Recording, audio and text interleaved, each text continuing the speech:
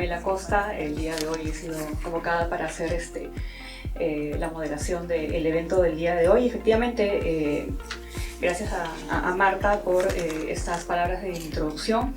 Y lo importante de resaltar, tal como lo has mencionado, Marta, es señalar que lo que vamos a ver el día de hoy no solamente son los resultados de este estudio muy importante que se ha hecho, un estudio comparado entre estas dos ciudades importantes, Bogotá y Lima, sino también vamos a ver a partir de este estudio y de los resultados que están enfocados no en lo que se ofrece, sino en cómo se usa aquello que se ofrece, es decir, en las prácticas de las personas, cómo es que las personas realizan estos recorridos, y en función a esto es que luego vamos a tener una pequeña mesa de discusión entre la academia y las autoridades que van a dar algunas ideas sobre cómo poder enfrentar y mejorar esta situación.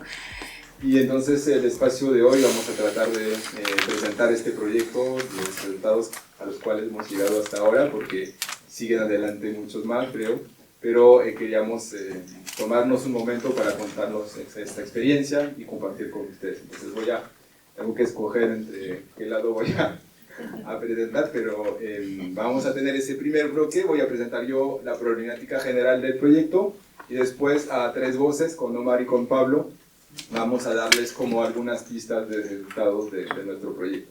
Entonces, lo bueno que Vincent adelantó la parte institucional, nombró me voy a levantar, así porque las universidades, muchas gracias. Presente entonces el proyecto Prácticas de Movilidad Sostenible en Lima y Bogotá, que empezó en 2020. Entonces ahí está el link de la página web del proyecto, les mandaré después, pero hay un montón de instituciones, 20 investigadores, en Francia, en Perú, en Bogotá. Son 4 años de trabajo, un financiamiento de la Agencia Francesa de Investigación y un apoyo muy bienvenido que nos permite hacer cosas extra interesantes como vemos y que nos permite también organizar este espacio. Entonces partimos de un objetivo grande, ¿no? Que finalmente una pregunta de cómo analizar la sostenibilidad de la movilidad desde las prácticas de los habitantes de las periferias populares. Es el punto de partida del proyecto modular. Y parte de una idea finalmente interesante, cuando nos planteamos el tema de movilidad sostenible, la mayoría de los trabajos o de los énfasis, de los enfoques es reducir la huella, ¿no? Las gases de efectos invernaderos, el tema de eficiencia ambiental, el tema de buscar el Acuerdo de París, bajar el calentamiento global. Ese es generalmente cuando hablamos de política de movilidad sostenible, es buscar impulsar transporte público, modos activos y modos más eficientes. Es una cara que nos interesa, pero hay otra cara que también nos interesa más aún, es esta segunda, ¿no? De los objetivos de desarrollo sostenible, pero de una reflexión global de finalmente mejorar la accesibilidad, porque el transporte y la movilidad es mucho más que emisiones, es como la gente va al trabajo, accede a recursos, se mueve, en qué condiciones, y es esa dimensión social finalmente de responder a necesidades de trabajo, de educación, de recursos urbanos, que representa una cara muy clave y que buscamos analizar, porque finalmente caminar puede ser un modo muy sostenible porque no emite gases de efectos invernaderos, pero cuando caminamos en estas condiciones, por ejemplo en Independencia, no podemos decir que eso sea sostenible. Entonces esa contradicción, ese tema vamos a ir explorando. ¿Qué quiere decir finalmente movilidad sostenible en esas periferias? Entramos con ese proyecto, con ese objetivo, en focalizarnos desde las prácticas de movilidad de las personas, no tanto de las propuestas, de oferta, pero de cómo la gente se mueve. Y por eso nos focalizamos en las movilidades cotidianas para trabajo y estudio, que representan la gran mayoría de los desplazamientos en nuestras ciudades latinoamericanas, y en particular en las movilidades pupilares, porque también cuando hablamos de movilidad sostenible solemos focalizarnos en los proyectos que se focalizan en los centros de la ciudad, cuando en nuestra ciudad 30-40% de las personas, varios millones de habitantes, viven en periferias alejadas de sus centros de trabajo y son los que tienen las peores condiciones de movilidad. Entonces, ¿cómo esas personas se mueven a diario y cómo podemos hablar desde sus prácticas de movilidad sostenible? Bueno, nos ganó también el COVID y tuvimos que incluirlo de alguna manera en nuestra problemática, cómo impactó nuestra forma de movilizarse y de qué manera. Entonces, en términos de contexto, escogimos dos ciudades, Lima y Bogotá, dos ciudades de más o menos el mismo tamaño, 10 millones de habitantes, más o menos de la misma superficie, Lima un poco más extendida, Bogotá un poco más denso, en particular en la periferia, pero lugares, ciudades que tienen un funcionamiento relativamente similar, centralizado, ¿no? Flujos de desplazamiento que van hasta el centro. Los círculos azules es donde sale la gente y los rojos es donde llega. Entonces, las movilidades diarias son de afuera hacia adentro y son grandes flujos ondulares que van a organizar la movilidad de esa ciudad. Entonces, nos interesa esas periferias donde la gente vive y va a trabajar en el centro, pero vamos a complexificar un poco esos temas. En términos de contexto, son también ciudades que se extendieron hasta los cerros, hasta las laderas, hasta zonas de pendiente. Y más vamos a periferia, más vamos a encontrar esos barrios que van subiendo, donde terminan las vías y empiezan escaleras. Y son otros elementos de contexto que vamos a ir explorando. Entonces seleccionamos, porque no podíamos trabajar toda la ciudad, barrios específicos en cada ciudad para hacer nuestras encuestas.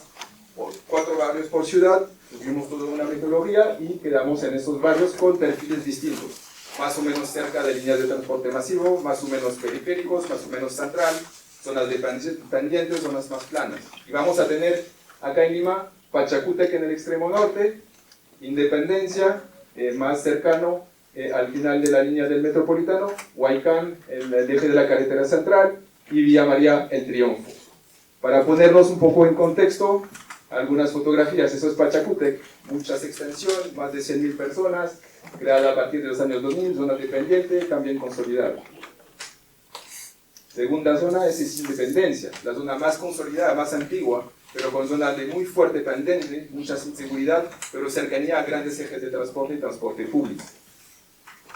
Tercera zona, Huaycán, ahí subimos en Ate, muy lejos, casi 2 horas desde el centro de Lima. Es zona también grande, mucha población, muchos combis y consolidación en la zona baja y que va subiendo en las partes de ladera. Y cuarta zona, Vía María del Triunfo, que también se va extendiendo hasta los cerros, con muchas escaleras y cercanía al tren que permite un acceso a la ciudad. Entonces, esas son nuestras 4 zonas donde fuimos trabajando y sobre las cuales nos vamos a contar un poco más de cómo la gente se mueve a diario. El dispositivo metodológico del cual vamos a hablar, porque hicimos algunos trabajos exploratorios antes de entrar en la encuesta propio dicho, y la encuesta es una encuesta mixta. Aprovecho para agradecer a Gustavo de Datum, que fueron los que hicieron todo el campo en colaboración con nosotros para recoger la primera parte, que es la encuesta hogares, 1.600 hogares, 800 hogares por ciudad, es ahí para una encuesta origen-destino, cuantitativa con cuestionarios para tener datos estadísticos. Y la idea es no quedarnos así, es ir complementando. De esos 800 hogares, en el cual entrevistamos casi todos los miembros del hogar, los que estaban interesados en seguir hablando con nosotros, hicimos entrevistas a profundidad. Regresamos con chicos de la universidad, con asistentes de investigación, y volvimos a hablar con ellos de forma informal, que nos cuenten el contexto, el por qué y cómo se da, etcétera, etcétera, entender un poco mejor. Y cuando la gente aún quería vernos la cara, regresamos y les pedimos hacer recorridos acompañados. Ahí son 20 por ciudad, es decir, a las personas que hemos encuestado una vez, regresamos a entrevistarlos, le dijimos, en una semana podría venir a hacer el trayecto contigo, te acompaño y conversamos en camino. Entonces fuimos a su casa, hicimos todo el trayecto con él y hablamos con él en el trayecto, observando las experiencias y las experiencias. ¿Qué nos da eso? Finalmente un dispositivo, un montón de data que analizar, pero también un entendimiento fino de cuáles son, no solamente cómo se desplazan las personas de un punto de vista cuantitativo, pero también las percepciones y las perspectivas, también el contexto y los factores explicativos, y también las estrategias y las experiencias. Y es lo que vamos a tratar de exponerlos el día de hoy. Entonces, entramos en la fase de resultados, que es con una pregunta guía. ¿Qué significado puede tener la movilidad sostenible en el contexto de Lima y Bogotá? Aprovecha para decir que ya hemos avanzado en la reflexión. Hay este número temático de ensayo de la revista de arquitectura que hemos publicado con algunos textos de Modular, con otros invitados internacionales, donde empezamos a reflexionar sobre esa problemática. Un boletín temático del Instituto Francés de Estudios Andinos, donde trabajamos sobre movilidad cotidiana a raíz de un curso que coordinamos con Omar, con estudiantes de sociología, en movilidad durante la pandemia en periferia, unos casos súper interesantes, y la idea es seguir también desde la academia formando, publicando, difundiendo y entendiendo mejor esas problemáticas. Entonces, primera parte, nos hemos dividido en 3 partes, Mario y después termina Pablo. Entonces, a mí me toca eso, hacer este panorama, ¿no? De cómo se mueven los habitantes de las periferias populares. Primera pregunta, el tema de reparto modal, ¿qué modos están utilizando? Y lo que me interesa a mí y a nosotros en general, ¿no? Es qué tan diferente es en la periferia, finalmente. Qué tan diferentes son los patrones de movilidad, los modos utilizados en las periferias de Lima en comparación a la ciudad en conjunto. Entonces, voy a explicar un poco, esta tabla es bastante complicada, no me voy a demorar, pero algunas claves de lectura. Las zonas de modular son 4 zonas. No podemos mezclar todo, entonces pongo un mínimo y un máximo, que me da los datos que nos arroja la encuesta, y voy comparando con las encuestas que acaban de salir del plan de movilidad de Lima y Callao, que están realizando justamente con nos da unas referencias. La idea es comparar las zonas de periferia con la ciudad en su globalidad. Y hemos agrupado algunos modos, algunas cosas específicas, una forma de caracterizar que puede ser discutida, pero que optamos para analizar y tener elementos comparativos. Entonces, esta pequeña foto que ven ahí abajo, una combi que clasificamos como paratránsito, con mototaxis y colectivos, y una coaster que tiene más carga, más pasajeros, que califican como transporte público. Entonces, ¿qué vamos observando en nuestra ciudad? En las periferias, en nuestras 4 zonas de movilidad, los modos más utilizados como modo principal para ir al trabajo es transporte público colectivo, para tránsito y caminar. Entonces, la gente desde la periferia para ir a trabajar utiliza transporte público, para tránsito, moto colectivo, combi o colectivo y caminar. Esos son los modos principales. Y cuando vamos a comparar con el resto de la ciudad, para la aglomeración en su conjunto, ¿qué observamos? Caminan mucho más y utilizan mucho más para tránsito que el conjunto de los limeños, y mucho menos autoparticular. Hasta ahora creo que son resultados hasta conocidos, pero se confirma algunas cosas. Después vamos haciendo una nueva pregunta. ¿Cómo va evolucionando esto en nuestras zonas de encuesta? Ahí lo que hicimos es tomar la data de 2012 y compararla con la data de 2022 de nuestra encuesta, en las mismas zonas. Entonces comparamos cómo fue evolucionando la parte modal. ¿Qué vamos observando? Que algunos modos van a aumentar y otros disminuir. Los resultados más interesantes, entonces, aumenta la caminata, aumenta el auto particular, aumenta los transportes colectivos públicos y disminuye el paratránsito. Como factores explicativos, pensamos que la caminata aumenta por el aumento de costo y por el tema del aumento del trabajo de proximidad. Eso refleja unas dinámicas urbanas que vamos observando. Costo en particular porque a raíz de la pandemia también se canceló el medio pasaje y subió el costo del pasaje y la gente precarizó su economía. Entonces esas distancias cortas que antes se podían hacer en paratránsito, ahora se hacen caminando. Me olvidé comentar, en Bogotá sí hay un tema bastante diferente. De 2019 a 2023, lo que observamos en esa ciudad que no observamos en Lima es el aumento fuerte de bicicleta y moto. Es un fenómeno que no conocemos con tanta magnitud en nuestras periferias.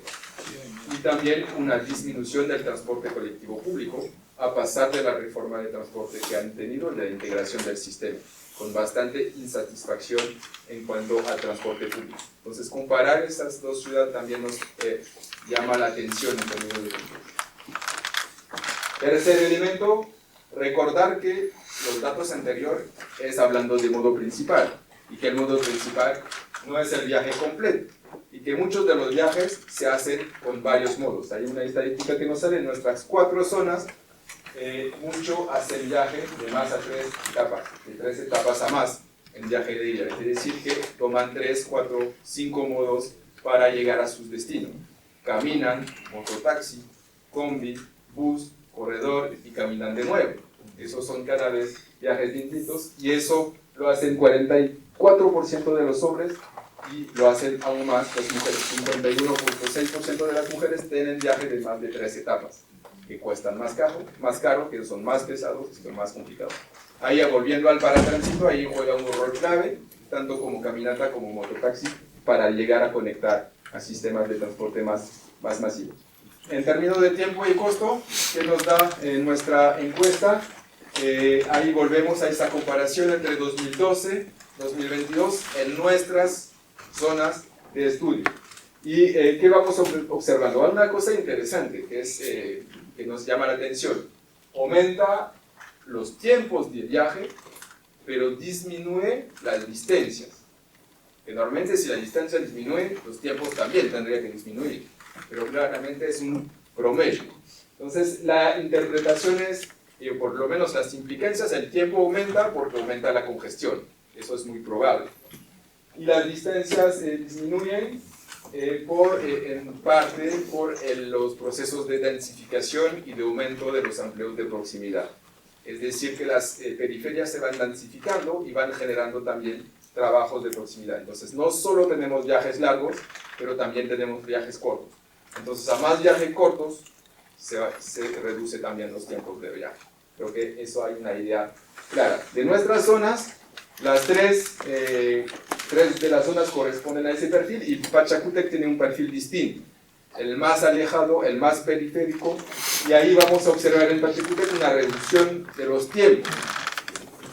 No creemos que se reduce la congestión. El factor interpretativo es que en esta zona, que es bastante reciente, puede haber una mejora del asfaltado, más vías más asfaltadas, donde se circula mejor, donde se puede ganar tiempo, y también hay un tema así fuerte de densificación y de empleo de proximidad. Pachacútec se ha transformado, ha generado empleo, y entonces ya no funciona solamente como ciudad de residencia, donde la gente tiene que ir a Lima para trabajar, pero tiene su propio ecosistema. Entonces es una reflexión también sobre transporte, movilidad y vida laboral, y transformación del espacio urbano.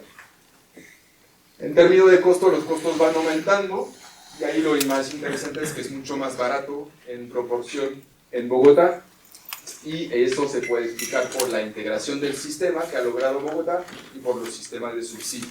Entonces en Bogotá, una vez que entras en el sistema y tarifa integrada, no vuelves a pagar, cuando en Lima, en las periferias, tienes que pagar cada vez, salvo algunas excepciones, pero eso implica un aumento de los costos que pueden representar en costo relativo por sueldo diario mínimo entre 10 y 14%.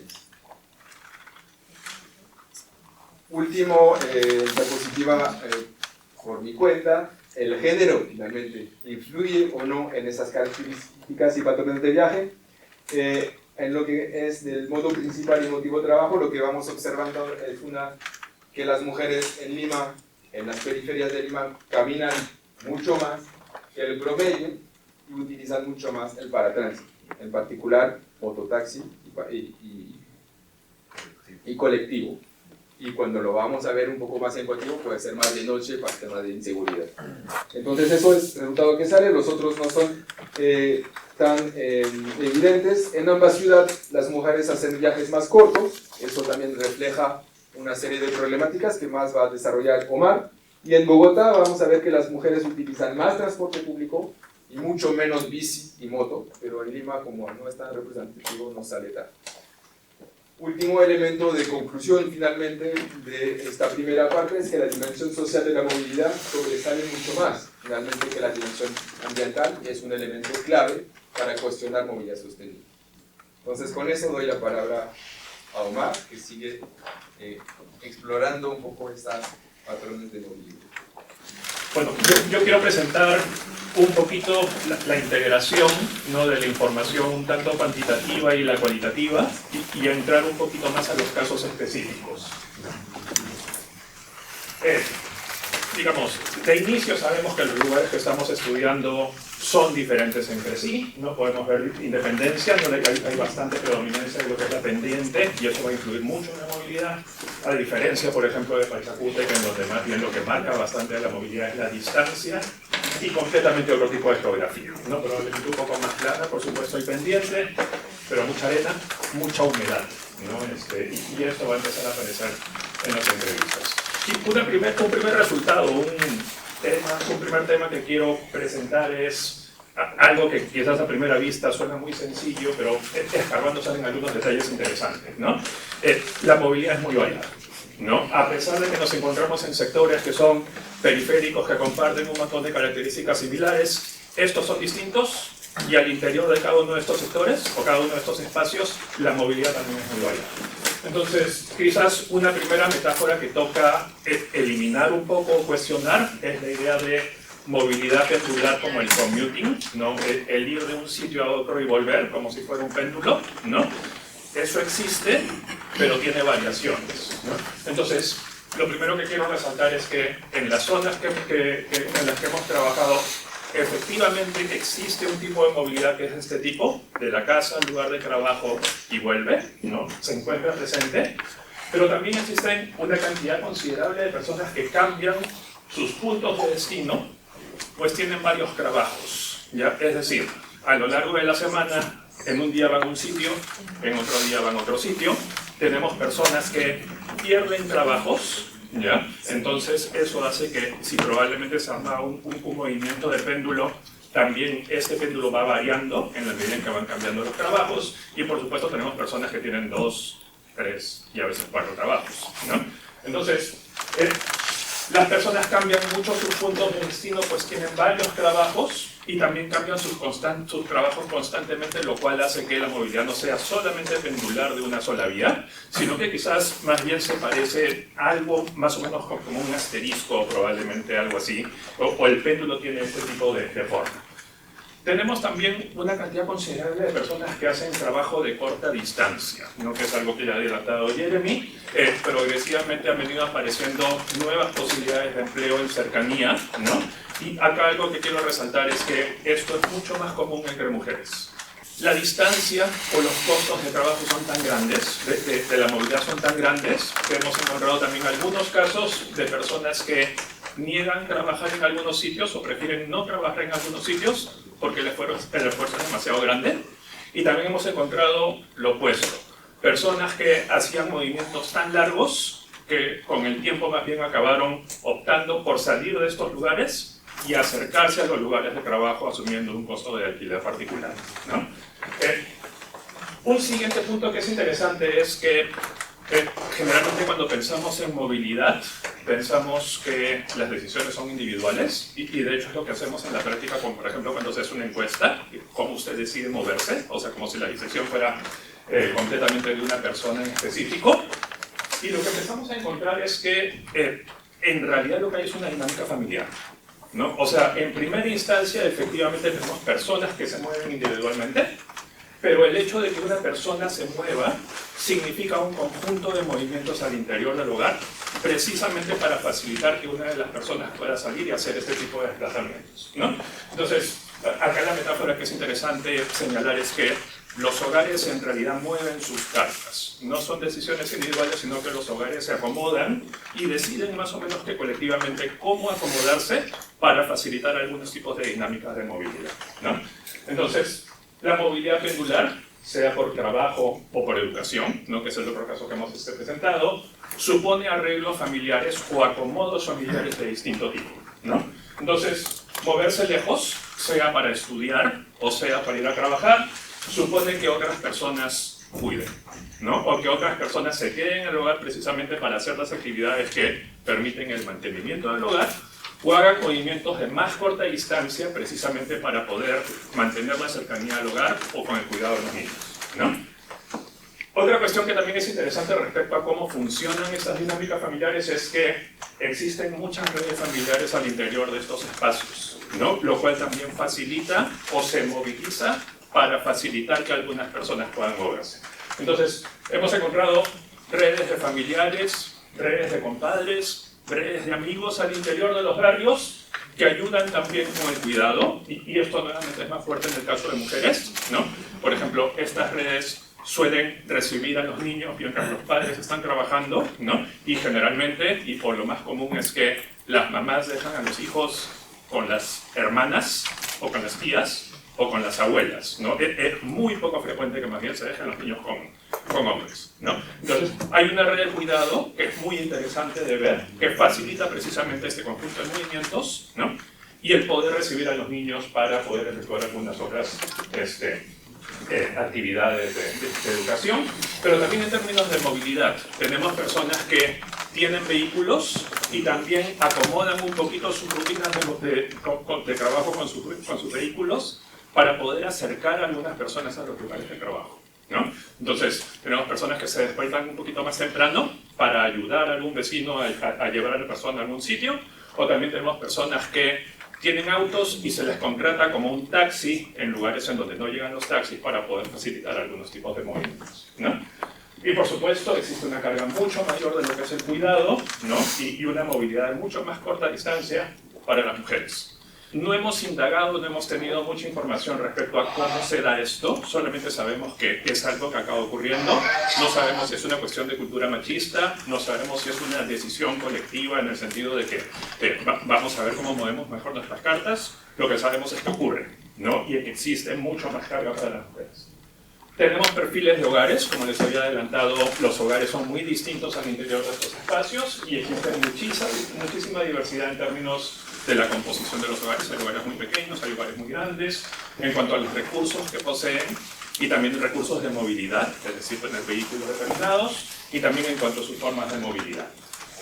Desarrollamos, nuestros colegas en Francia, en realidad nuestros colegas demógrafos hicieron todo un trabajo estadístico, hicieron un análisis de factores y pudieron determinar a partir de algunas variables, digamos, rasgos fuertes que definen la formación de grupos que permiten la clasificación. Y hemos encontrado, por ejemplo, que existe una cantidad interesante, 12% de hogares pequeños con pocos recursos, eso se puede decir que es un tipo de categoría, aparecen más en Pachacuta que en los otros lugares, un 15% de hogares con buenas condiciones sociales educativas que usan el automóvil, esto ocurre más en Independencia. El grupo más grande está conformado por hogares estándar, algo intermedio, sin ningún rasgo que los defina de modo muy definitivo, es bastante común, ocurre en todas las zonas. Tenemos hogares en condiciones muy precarias, un grupo relativamente pequeño, y también tenemos hogares muy grandes, ¿no? Entonces, a lo que voy con esto es que precisamente la composición, los recursos permiten acomodos distintos para poder complementar o generar estrategias de movilidad. También se hizo el mismo análisis respecto a cómo son los perfiles de los viajes de personas que se mueven por trabajo, ¿no? Y lo que encontramos es una categoría muy grande de lo que hemos denominado trabajadores aventureros, ya la palabra es esa, son personas que recorren distancias sumamente largas y viajan en transporte colectivo e informal, ¿no? Entonces, un grupo bastante grande dentro de estos espacios son personas que hacen viajes realmente grandes, ¿no? Un grupo muy pequeño, tenemos trabajadores móviles, es decir, personas que su trabajo es la movilidad, por ejemplo, choferes de buses, cobradores, ¿no? Mototaxistas, pero también tenemos personas que trabajan en el transporte público o trabajan moviéndose, ¿no? Por ejemplo, personas que venden cosas en los autos, en los buses, y también personas que, por ejemplo, venden frutas y se desplazan con sus frutas, ¿no? Entonces, hay un grupo interesante de trabajadores que se encuentran en la movilidad misma, ¿no? Tenemos trabajadores de proximidad, ¿no? Que es lo que les habíamos anticipado, personas que se mueven en espacios bastante pequeños, generalmente caminan o usan transporte informal en estos espacios. Y tenemos trabajadores muy pobres, ¿no? Los cuales hacen muchos viajes al día y para hacer estos viajes utilizan principalmente transporte colectivo o informal. Respecto a estudiantes, se hizo el mismo tipo de trabajo de análisis y encontramos distintos tipos de perfiles respecto a los estudiantes, ¿no? Acá algunas comparaciones son interesantes. En Lima tenemos un 21% de personas que se mueven por estudios, principalmente de primaria o secundaria, que hacen viajes cortos muy cerca a su casa, es decir, estudian bastante cerca a su casa, y este porcentaje es más bajo que en Bogotá. En Bogotá hay más personas que hacen este tipo de desplazamientos de pequeña distancia. Tenemos otro grupo que también hace estudiantes de primaria o secundaria que caminan en los hogares más pobres y hacen viajes más largos, a diferencia del primer grupo, no hacen viajes un poco más largos. Tenemos alumnos de primaria o secundaria que usan el transporte informal en su mayoría y hacen distancias muy largas, ¿ya? 38% es interesante. Y tenemos estudiantes de nivel superior, universitarios, los cuales hacen viajes muy largos, tiene que ver con la centralidad o la concentración de universidades e institutos en el casco central de la ciudad, ¿no? Y utilizan el transporte público informal para estos efectos. Algo interesante es que, por ejemplo, en Bogotá los estudiantes universitarios, o existe un grupo importante de estudiantes universitarios que, a pesar de la distancia y de las condiciones de movilidad, hacen estos desplazamientos en bicicleta, ¿no? Y estamos hablando básicamente de las mismas distancias, ¿no? Pero en Bogotá era un grupo lo suficientemente grande como para que sean un grupo en sí mismo. Algo así no tenemos en Lima, ¿no? Entonces hay una diferencia muy significativa. Las fotografías, ¿no? Y acabo con esto. Las decisiones de movilidad son tácticas, es decir, las personas hacen muchos cálculos o, digamos, piensan en muchos factores para poder decidir cómo hacer sus movimientos, ¿no? Existen algunos frenos para poder decidir, ¿no? Hay un uso bastante táctico del transporte por ahorrar, ¿no? Prefiero tomar algo más barato a diferencia de algo más caro porque cuesta más. Por viajar más rápido en algunos espacios, por ejemplo, hay espacios en donde hay mucho tráfico y donde hay mucho tráfico, quienes tienen recursos pueden optar, por ejemplo, por tomar un taxi para evitar ese espacio y moverse más rápido, pero no todos lo pueden hacer. Por evitar puntos peligrosos, ¿no? También tenemos personas que, digamos, salen del transporte público o evitan algunos puntos de conexión porque la criminalidad es un elemento importante. Y también muchos casos de personas que, digamos, van a hacer compras, ¿no?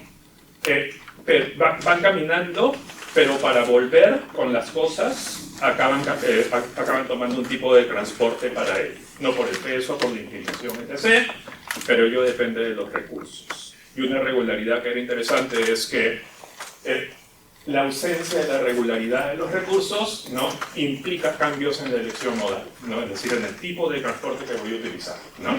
Entonces, se va caminando para comprar, pero se vuelve en mototaxi, pero esto va disminuyendo a medida que los días del mes va avanzando, ¿no? Las personas se dan cuenta como ganan al día, o ganan a la semana, o tienen cantidad de recursos limitados, quizás al comienzo del mes pueden gastar un poco más, pero a medida que el dinero va disminuyendo, tienen que soportar más bien el hacer estos movimientos un poco más complicados a pie. Un punto importante es que, como saben, esta investigación se hizo poquito después de la pandemia, o terminando la pandemia, no en el contexto actual, que es de mucha mayor criminalidad, pero en ese momento la criminalidad ya se encontraba ahí, y acabó siendo un factor, digamos, importante dentro de las decisiones de movilidad, ¿no? Entonces, se encuentra, por ejemplo, que de día se camina mucho más que de noche, ¿no? En la noche se opta un poco más por tomar mototaxis o taxis para volver a la casa, o quienes no tienen recursos o a quienes se les acaban los recursos se ven en la obligación de caminar, pero lo tienen que hacer con mucho cuidado y posiblemente exponerse, ¿no? En Lima hay muy pocas personas que hacen compras de noche, si es que hacen compras de regreso si es que es de noche. Algo muy común dentro de la movilidad popular es que las personas ganan el día, ¿no?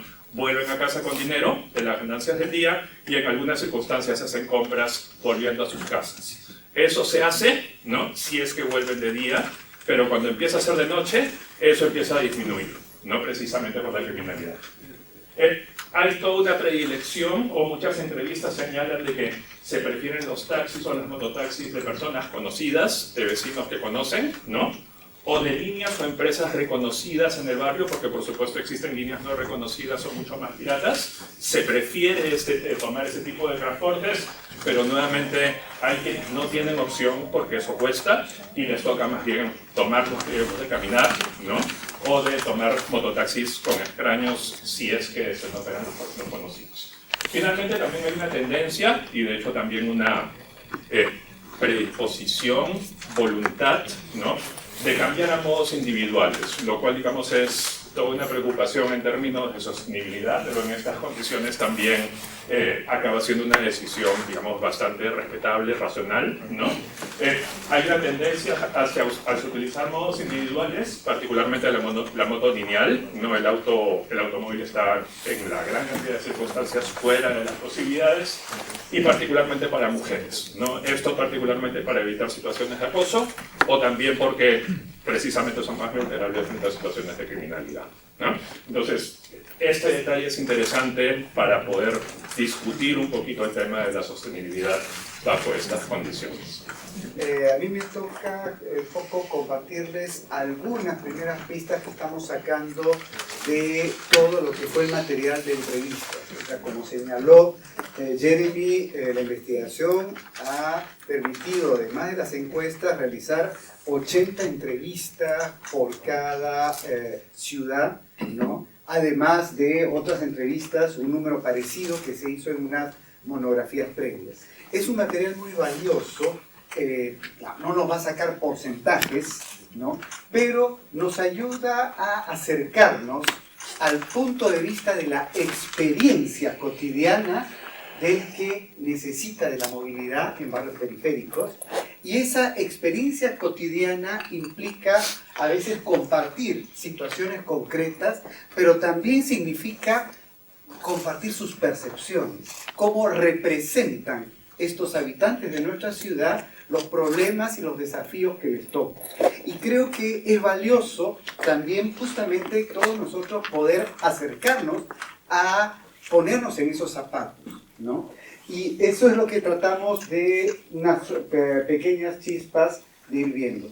Punto de partida, no perder de vista que la experiencia de lo que llamamos transporte informal, a veces yo prefiero decirle tradicional, porque con la formación de los barrios populares, ¿no?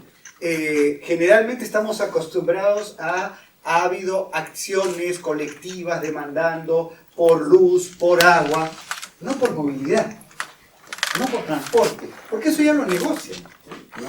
Hay un ida y vuelta de negociación con también este tipo de empresas, ¿no? Que tienen legalidad en rutas, pero tienen una informalidad en su construcción, que son las que terminan llegando a bordes de la periferia urbana. Entonces, ese es el espacio cotidiano, ¿no?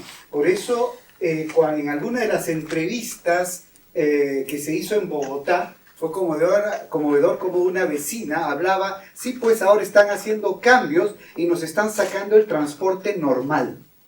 Un carro por cada 2 personas, pero no es así, hay personas que tienen 8 o 10 carros, ¿no? Entonces, claro, un experto en transporte va a sonreír porque sabemos que la tasa de motorización de Lima es de las más bajas dentro de las metrópolis de América Latina, ¿no? Pero algo nos quiere decir esta representación, y esto tiene que ver justamente porque en periferia, cómo se vive, se tiene que habitar desde barrios extensos, llegar, por ejemplo, en zonas de ladera a quebradas, ahí buscar un primer acceso para llegar a una primera avenida, y ahí se encuentra todo, ahí está todo encajonado, todos los vehículos. Entonces, efectivamente, diariamente hay una sensación de que hay carros por todas partes. Hay carros por todas las partes donde yo necesito ir, ¿no?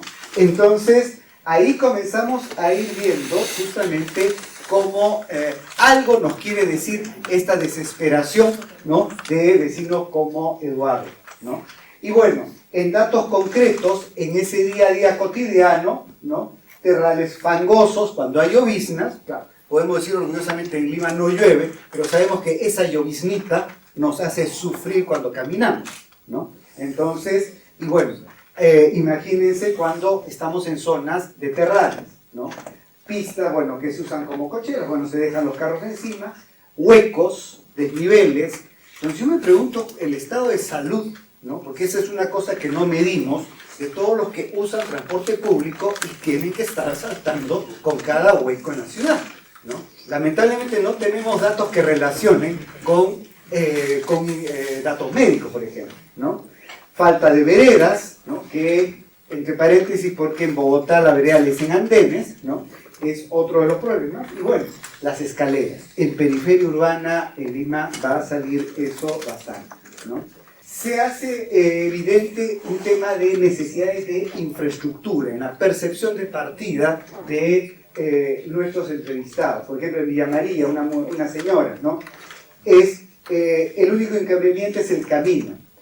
En estas pistas no hay veredas, todo es pistas. ¿Qué tengo que esquivar? A los carros, no me queda otra cosa. Entonces, bueno, aprendemos desde muy niños, y en periferia es más grave, el arte del toreo, ¿no? Porque no hay un territorio para caminar. Entonces, hay un territorio para esquivar. Ese es el día a día, ¿no? Y entonces, bueno, a eso hay que comenzar a tomar conciencia que ese cotidiano lo viven con mayor gravedad en los barrios periféricos, ¿no? Como decía antes, lo de las escaleras, ¿no? Claro, cansa las escaleras, ¿no? Y esto es, lo hemos visto en casi todos los casos. Independencia es gravísimo, Huaycán también, Villa María del Triunfo por supuesto, e incluso también en zona de Pachacuti, ¿no? Entonces cansa las escaleras. Una vez ya me he caído, entonces ya imaginarán, la caída no es una cualquier cosa. Tuve inflamación, he tenido fracturas, son peligrosas.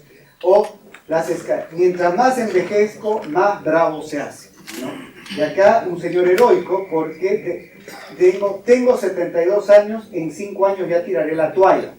Pero después esa resiliencia, pero me sirve, es buen ejercicio, ¿no? Pobres rodillas, ¿no? Pero es interesante comenzar también a pensar, último espacio, cómo accedo a la movilidad, qué pasa con los adultos mayores, ¿no? ¿Cuáles son las condiciones? Va a llegar un momento en la edad donde estos adultos mayores que viven en zonas de ladera, en Villa María, en Huaycán o en Independencia, ¿qué va a pasar? Ya no se van a poder mover.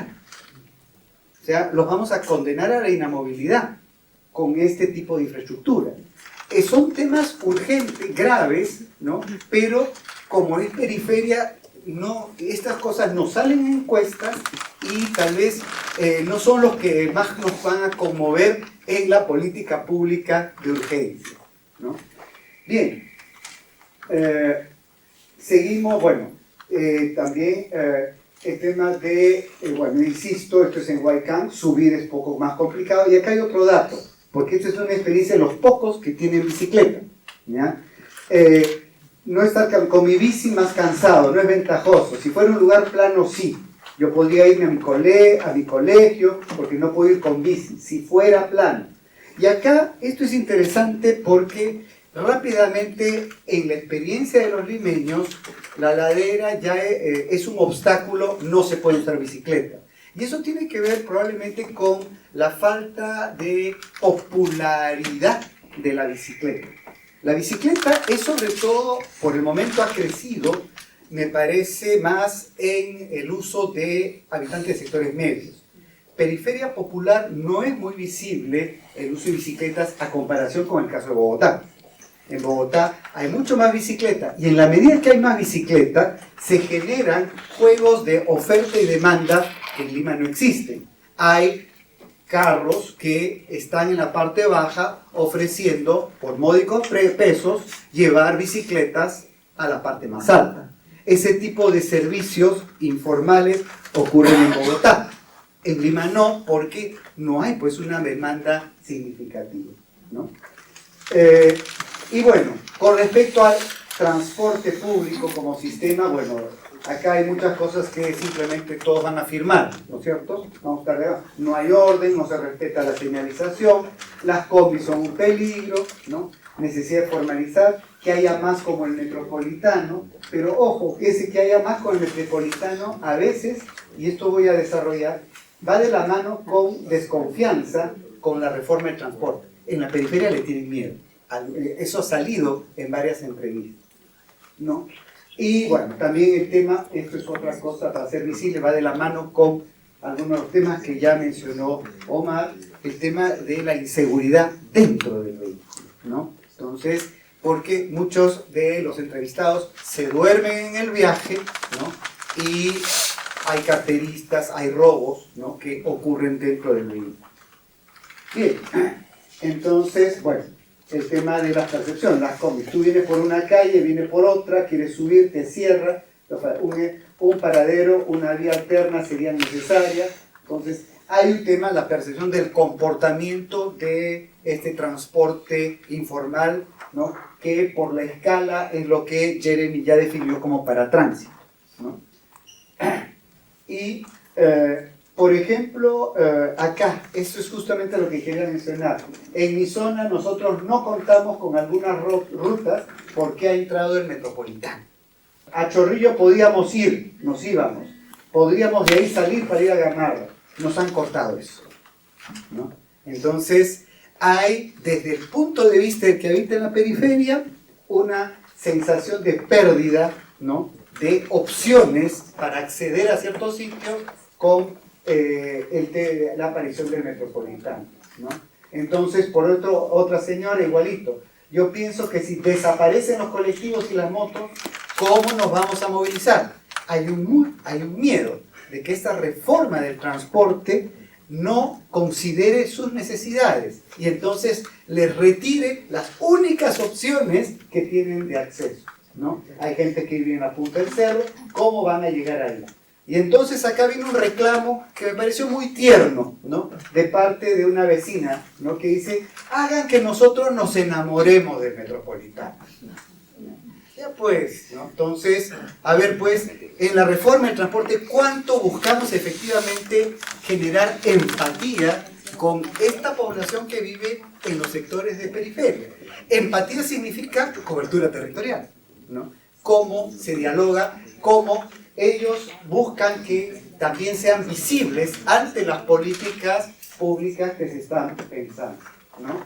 Entonces, por eso, para que nosotros, que llegue, pero no quitar rutas, ¿no? Porque el temor es que quitar rutas nos malogra, ¿no? Creo que esa es una frase muy limeña, ¿no? Nos malogra, ¿no?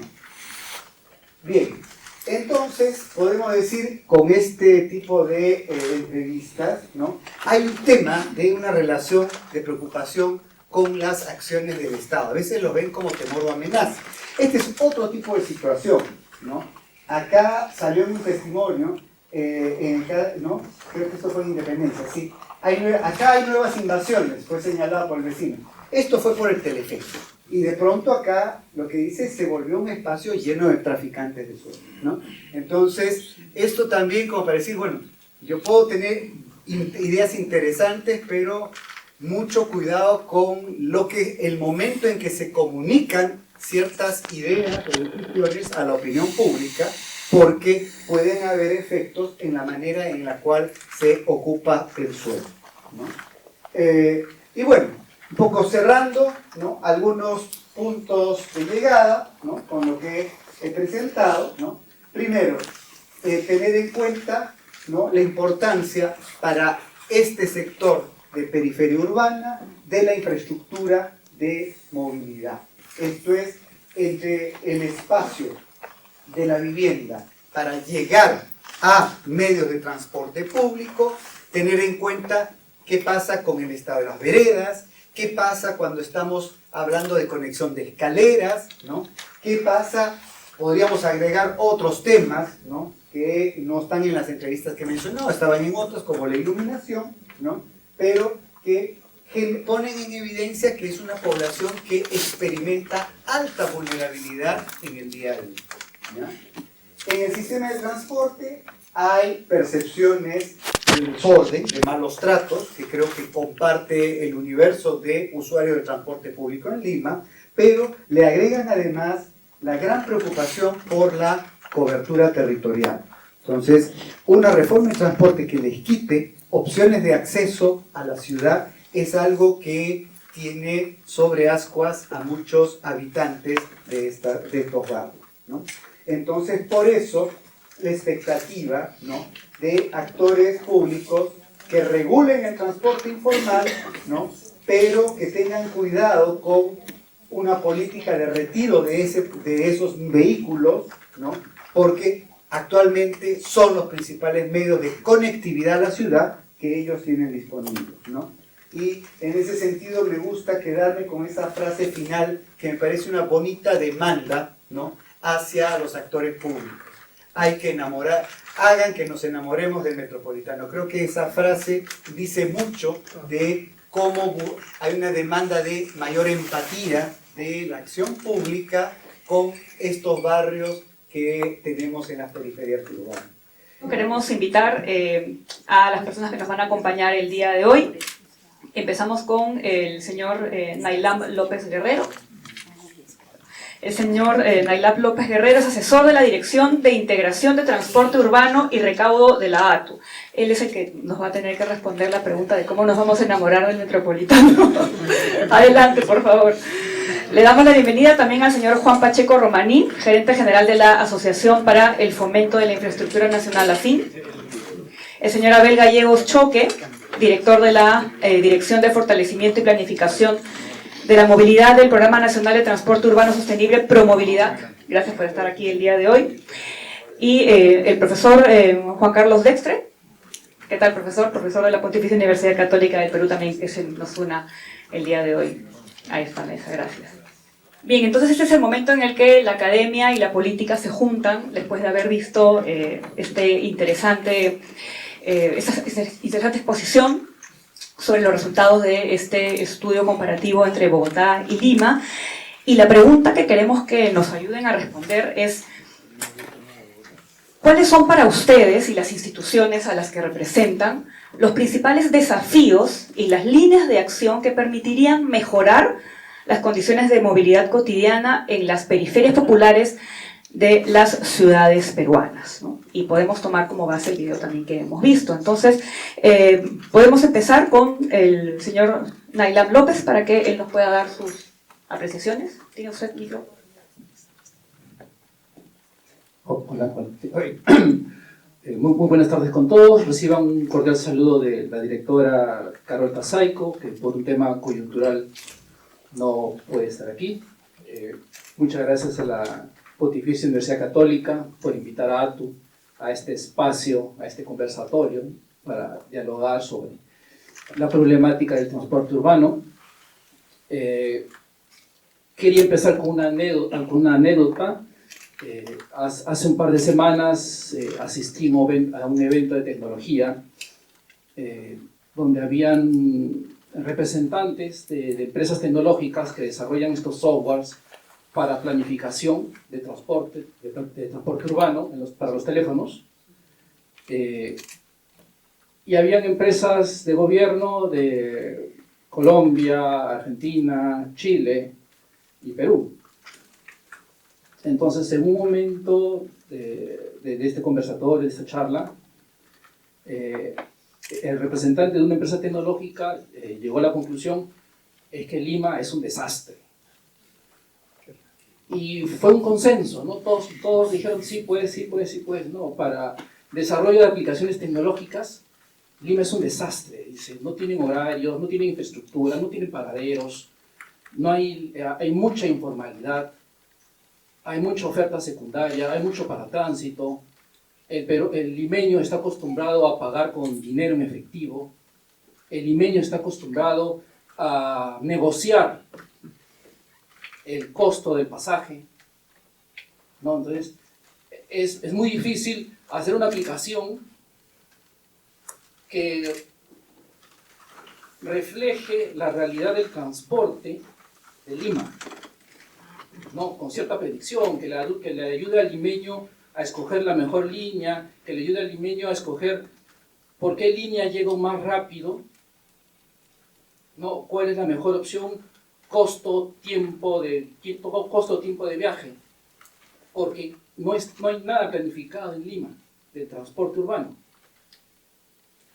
¿no? Entonces, cuando se dieron cuenta de que había representantes de Lima, ya un poco suavizaron el término. Dijeron, entonces, ya no Lima es un desastre, sino Lima es un caso muy complejo, ¿no? Lima es una gran experiencia, ¿no? Cualquier desarrollador de tecnología que quiera aprender de toda la casuística, de todas las probabilidades, de todos los problemas que puede tener un desarrollo de software, tiene que vivir un tiempo en Lima, probar su software ahí, y una vez que le resulta en Lima, con toda seguridad, le va a funcionar en Santiago, le va a funcionar en Bogotá, le va a funcionar en Buenos Aires. No, 100% seguro. Entonces, claro, entonces yo veo también los resultados de ese trabajo de la PUC. Y sí, efectivamente, un desafío para la autoridad de Lima y Callao, del transporte urbano de Lima y Callao, es efectivamente esto, ¿no? Cómo planificamos un sistema de transporte urbano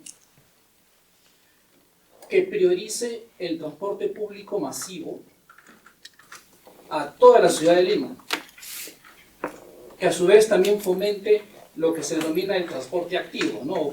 Bicicletas, scooter eléctricos, transporte a pie, que garantice el acceso universal, es decir, cualquier persona, independientemente de su condición física, de su condición económica, pueda acceder a un medio de transporte, ¿no? Garantizando la asequibilidad del servicio, ¿no? Actualmente hay una política de no subsidio, sin embargo, con una política de no subsidio en el transporte público, muy difícil pues que personas de periferia, en condiciones tal vez no, económicamente no tan favorables, puedan acceder a sistemas de transporte público masivo, ¿no? Y dado que el transporte público masivo no va a llegar a todas las casas, a todas las cuadras de la gran ciudad, el transporte público masivo tiene que ser complementado con una red de transporte capilares, lo que se denomina en otros sectores la última milla. Esta última milla, atendida en varios lugares con sistemas tipo mototaxi, ya es regulación, ya es competencia, ya es gobernanza de las autoridades distritales, ¿no? Entonces, planificar, diseñar un sistema de transporte que atienda toda la ciudad de Lima, con toda su geografía, con todo su crecimiento desorganizado, que pueda respetar el derecho de ciudad a todos los ciudadanos, es un desafío muy grande, ¿no?, para la autoridad. Perfecto, muchísimas gracias, señor Daylam. 3 cositas que yo destaco de lo que usted acaba de mencionar. La falta de predictibilidad, que no permite quizás tener un sistema un poco más automatizado. Bueno, subsidios, que efectivamente sin ellos es bien difícil que sea sostenible económicamente para los mismos empresarios, y que la última milla efectivamente está gestionada por las autoridades locales, ¿no? Y cada autoridad local seguramente tendrá su propio criterio. Le pasamos entonces el micrófono ahora al señor Juan Pacheco Romaní, también para que nos ayude a entender cómo desde su visión, ¿no?, desde AFIC, se podían afrontar estos desafíos. Buenas tardes, en principio muchas gracias por la invitación. Yo quisiera empezar con una pregunta que quizás ustedes me van a ayudar a contestarla al final, ¿no? Después de ver este video, la información que hemos visto del estudio, podríamos preguntarnos si existen condiciones de vida adecuadas para esta población o para el resto del país que tiene que vivir en la misma situación. Si recordamos el concepto de movilidad sostenible, que es el acceso democrático de todas las personas para movernos de un lugar a otro, para estudiar, para trabajar, para acudir a un centro de salud, esto no se está cumpliendo. Tampoco tenemos una política de vivienda que está amarrada al tema de movilidad sostenible. ¿Por qué? Porque permitimos ocupación irregular en lugares que son vulnerables, no solamente por el tema de transporte, por el tema de sismos, por el tema de resiliencia climática, por inundaciones y todo lo demás. Entonces, si tenemos este panorama, ¿no?, lo que tenemos que repensar y ser claros, por supuesto defendiendo la institucionalidad, en este caso del ATU, es por qué no reconocer la importancia y la necesidad para satisfacer estas necesidades, para cumplir con esta población, de la colaboración público-privada, tanto para generar nuevo suelo urbano como asociaciones público-privadas, como habitaciones urbanas, que impidan esta ocupación o que limiten o que mitiguen esta ocupación irregular, muchas veces promovida por orígenes ilegales, para satisfacer necesidades, ¿no? Se requieren más de 200.000 viviendas para cubrir parte de la brecha de más de 1 millón de viviendas en el Perú. Y también, ¿por qué no romper el mito de que el transporte público no puede ser subsidiado o no puede ser estructurado de otra manera? Porque los sistemas de transporte masivo que tenemos en la actualidad no están llegando a satisfacer estas zonas. Y por lo tanto, lo que se está generando en estas zonas es que estamos limitando la productividad de la gente porque no puede salir a trabajar. La mayor cantidad de empresas, digamos, formales, están concentradas en determinados distritos de la capital. Entonces, obviamente que hay un tema de sostenibilidad. Entonces, ¿qué está generando eso? Que se queden en sus sitios para hacer sus negocios, para trabajar, para estudiar. Y esas son las nuevas centralidades que se mencionaban también en el estudio. Entonces, ahí estamos generando un problema de informalidad que además afecta a productividad. Entonces, la conclusión es que no solamente se trata de transporte público. Y por lo tanto, tenemos que romper el esquema y tenemos que avanzar a, por ejemplo, lo que está pasando con los metros, que sí está subsidiado, pero no tener un sistema de transporte de corredor segregado o complementario que fue en su origen diseñado como si fueran autosostenibles, cuando en la realidad nos está demostrando que no lo es. Entonces tenemos que ser más agresivos, tenemos que aceptar y entender que sin la colaboración público-privada el Estado solo no va a poder. Para eso se requiere reglas claras, respeto a los contratos, seguridad jurídica y por supuesto que encontraremos las modalidades de financiamiento para satisfacer estas necesidades. No importan los nodos de transporte, no pensemos por favor, y eso por favor que se me entienda bien, la bicicleta o el transporte no motorizado no va a resolver el problema del transporte masivo. ¿No? Es importante que se mejore, que haya respeto al peatón, que haya respeto al ciclista, pero no pensemos, digamos que solo eso va a resolver. Es un complemento más y lo que necesitamos es abordar el tema de fondo de resolver el sistema de transporte masivo. Contar con un sistema para empezar integrado que no lo tenemos. Y para eso se requiere colaboración público-privada. Entonces les dejo la pregunta ahí, si es que estamos dando o generando las oportunidades para que exista unas condiciones de vida adecuadas para este tipo de población. Gracias. Muchas gracias, señor Pacheco. Efectivamente, resaltamos entonces de su intervención la importancia de que se puedan considerar las asociaciones público-privadas para fomentar precisamente algo que es muy importante, ¿no? Mejorar la calidad de vida de las personas con énfasis en viviendas adecuadas, en zonas que efectivamente no estén lejos de sus lugares de trabajo, por ejemplo, o que sean peligrosas por el terreno, ¿no? Y ahora le damos la palabra al señor Gallegos, ¿no? Para que también ya desde el mismo Ministerio de Transportes, ¿no? A través de Promovilidad, nos pueda dar también su punto de vista. Gracias, señor Gallegos.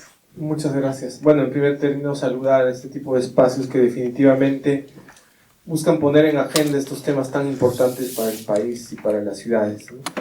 Comentarles rápidamente que somos un programa que ha definido como ámbitos ciudades del país fuera de Lima, ¿no? Trabajamos con 29 ciudades, capitales de departamento y ciudades de más de 100.000 habitantes, ¿no? 29 ciudades diversas, ¿no? Ciudades del oriente, del centro, del norte del país, del sur, ¿no? Cada ciudad con una complejidad y con condiciones diversas, ¿no? Culturales, de dinámica de crecimiento, etc. Yo quisiera rescatar algunos temas importantes de la presentación, que tienen que ver, creo, con un fondo de tener empatía y tener un conocimiento y un acercamiento a la realidad cruda, descarnada que vive el país. Y esto tiene que ver con muchos factores, ¿no? Hay un proceso de crecimiento urbanístico intenso, que es producto de la atracción que generan las ciudades, que esto va a seguir dándose. Ya sabemos que la ciudad está en ese proceso, y hay una, digamos, debilidad en cuanto a responder a esta condición de crecimiento, digamos, explosivo en las ciudades, ¿no? Y esta debilidad tiene que ver con los roles de distintos niveles, ¿no? Obviamente los niveles rectores, vivienda, MTC, los roles de los gobiernos locales, la ausencia también de participación de los gobiernos regionales. Esa definición de los roles me parece que es algo clave también. Y en correlato a esto, la necesidad de construir estos términos que la Política Nacional de Transporte Urbano menciona como gobernanza, ¿no? Se requiere tener una lógica de sinergia, de trabajo articulado, de tener una visión también al menos única para definir el derrotero de las ciudades y en esta lógica de beneficio para la población. Entonces, dicho esto, creo que los desafíos pasan por distintos niveles, ¿no? Entender la complejidad de las ciudades, en esta diversidad que les comento, con la mirada de promovilidad, que tiene que ver, pues, tenemos ciudades del oriente como Iquitos, ¿no? Que no tienen sistema de transporte para empezar. Tenemos ciudades en el norte que tienen ya un conflicto y una competencia con el transporte, digamos, vehículo menor, mototaxis, que vienen impactando en los niveles de servicio del transporte urbano. Tenemos otras ciudades que sí están en la búsqueda, digamos, más fuerte de construir sistemas integrados, como Arequipa, que también enfrenta retos en cuanto a pasar de una fase de preoperación a la fase de operación. Ciudades que han avanzado con instrumentos como planes reguladores como Cusco, y ahora está con el Banco Mundial buscando actualizar su plan regulador y escalar a un sistema tipo BRT. Entonces hay una diversidad de condiciones y una diversidad también de soluciones que hay que plantear en este contexto, ¿no? Como Promovilidad venimos impulsando distintas escalas en alianza con instituciones muy importantes que están justamente presentes en esta sala, que sin ellos también esto sería seguramente más difícil. Promovemos estrategias en el corto, mediano y largo plazo. En el mediano y largo plazo, proyectos de inversión. Estamos impulsando el que sería el segundo proyecto tipo BRT en el Perú, que es en Trujillo, una troncal que va a cubrir más o menos una demanda de 400.000 habitantes en Trujillo, con 3 alimentadores al norte y el sur. Están ya en fase de contratación para el expediente técnico, para luego pasar a la ejecución del proyecto, ¿no? Y en cola vienen 4 ciudades con una lógica similar de proyectos de BRT. Tenemos a Piura, tenemos a Huamanga, tenemos a Juliaca y ayudando últimamente también a Cusco. Estamos impulsando también instrumentos como los planes de movilidad urbano sostenible. En el país tenemos 4 solamente, y con este trabajo articulado con entes de cooperación y con bancos, estamos impulsando la digamos, apuesta a tener 4 planes de movilidad urbano sostenible adicionales. Estamos trabajando también estrategias en el corto y mediano plazo, fortalecer a los gobiernos locales mediante talleres, ¿no? Espacios de acercamiento a transferencia de conocimientos, talleres macrorregionales. Estamos impulsando algunos ejes importantes, por ejemplo el carril bus, que nos parece que es una estrategia interesante para poder dar condiciones para que el transporte tenga prioridad en tramos y en corredores priorizados en las ciudades. Aquí estamos trabajando prontamente con Piura y con Trujillo.